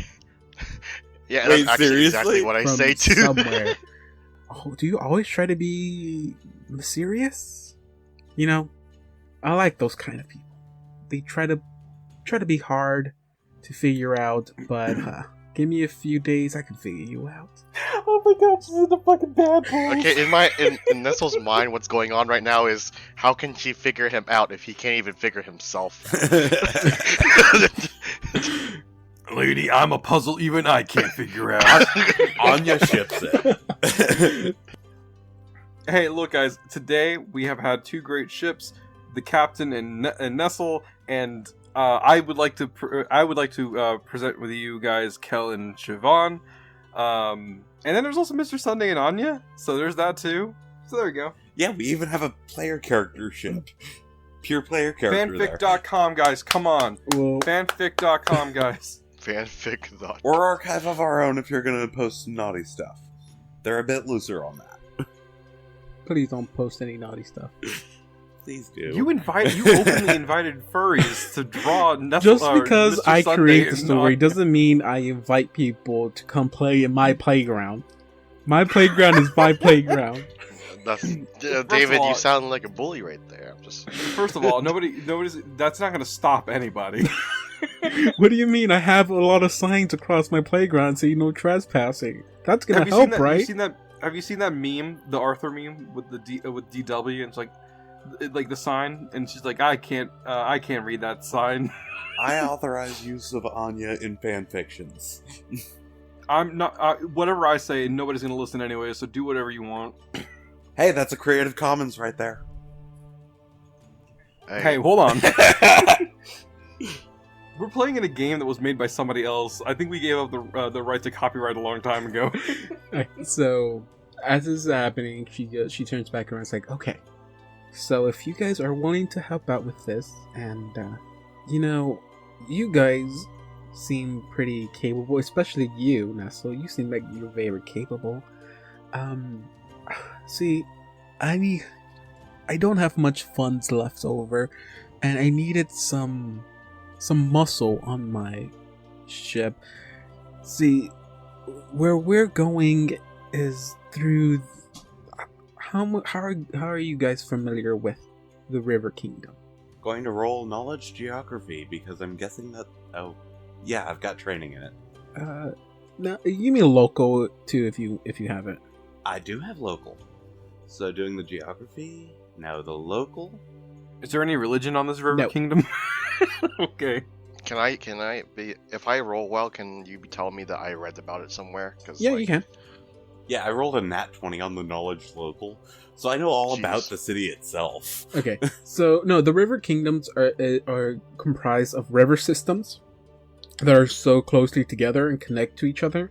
And the reason it's called the River Kingdom is because there's a lot of different cities, like big, not cities, but big towns are located on the river, river edges. The path you guys are taking is, typically travel through the River Kingdoms it's not the safest. It's not. There's not danger in every corner, but it's not a 100% safe trip. Mostly because most of the towns are not run by caring people. Some of them. There's a lot of pirating throughout these parts of the rivers, and also there's some cities there that are known for their evil doings. I guess they're not But still well nowhere near as respected. bad as Corentin. They're not well respected in a lot of places because of the stuff that comes out of there. You hear about other ships attacking other ships, stuff like that. So it's like, again, so she's asking pretty much that she kind of needs someone to, if it comes to it, help protect the ship. And since she wants to save a bit funds for her trip, if you guys are willing to help her out, or she said, if you guys are willing to help defend the ship, if it were to come to it, I wouldn't mind discounting y'all a bit more. Are y'all open for that? Absolutely. It gives me some chances to test out a few new formulas. What about you? And he points to you, Assad. Are you up for it? Absolutely. I will say right now that if you do get injured, it's on you. I hold no responsibility. Well, I think you'll find that we're fully capable of defending ourselves and doing what needs to be done. Oh, good. I don't listen to the podcast, so I don't know how much I do suck. So, it's mostly about confidence, and really. what about you? And she winks at you, Nestle. Like, are you up for it? You seem like someone that can throw good punches here and there.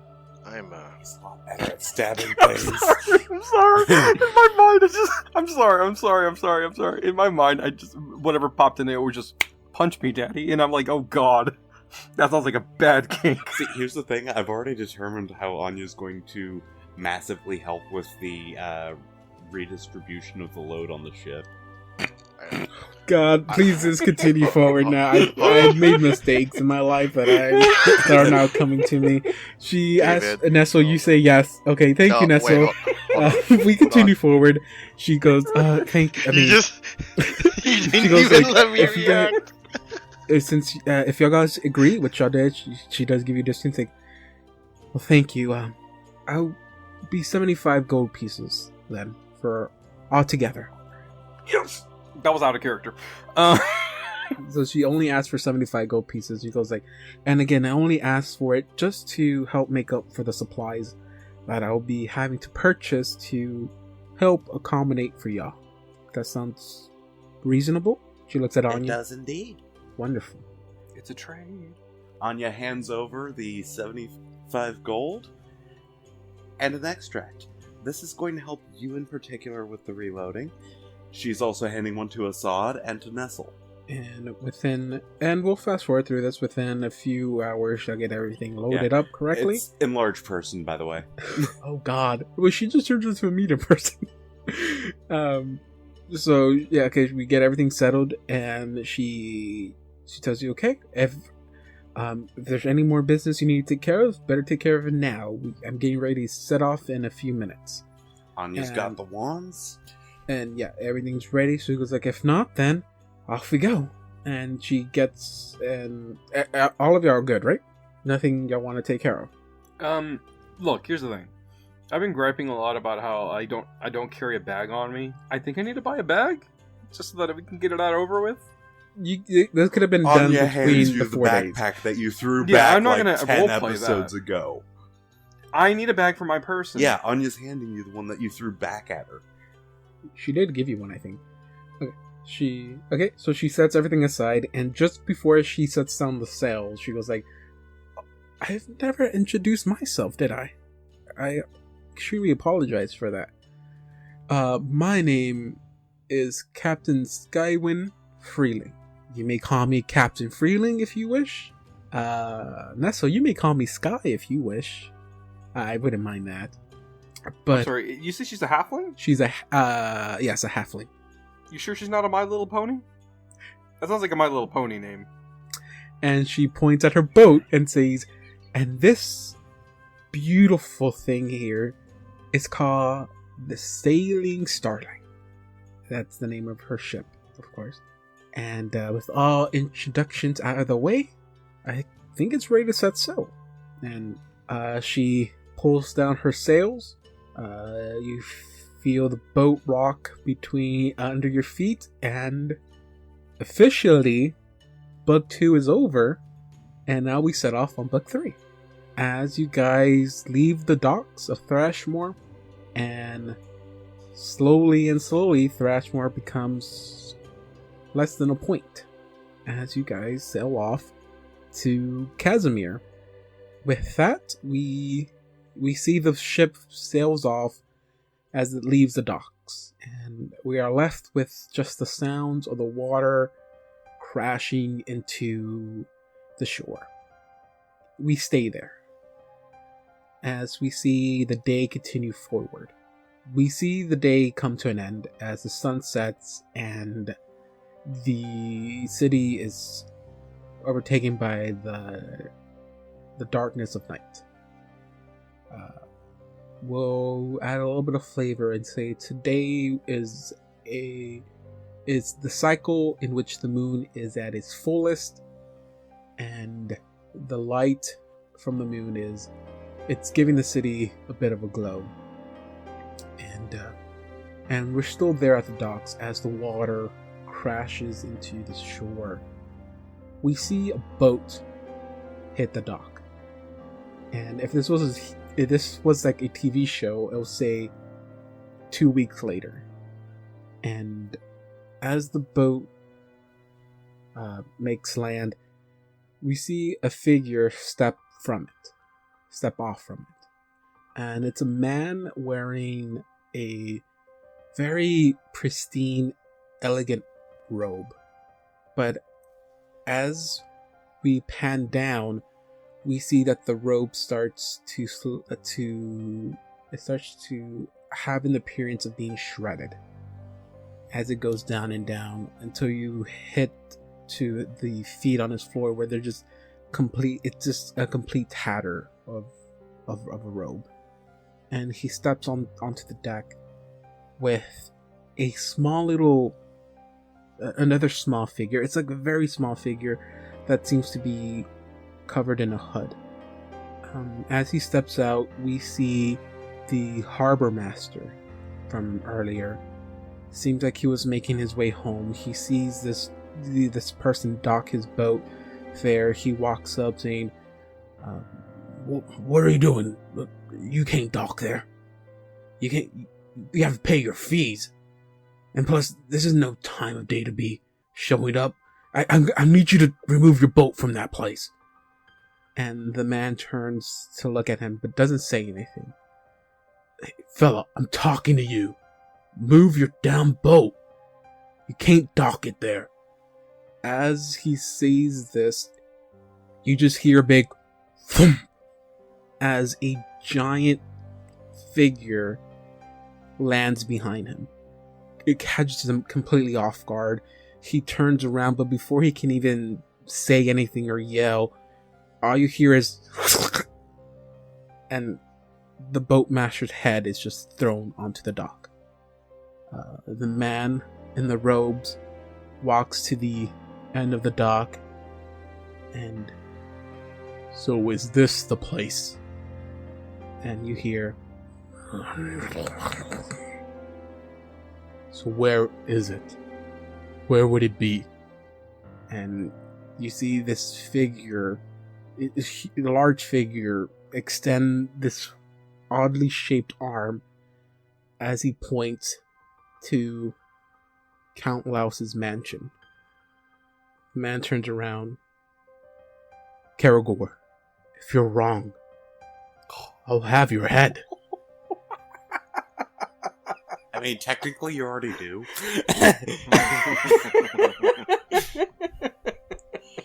So, let's make our way.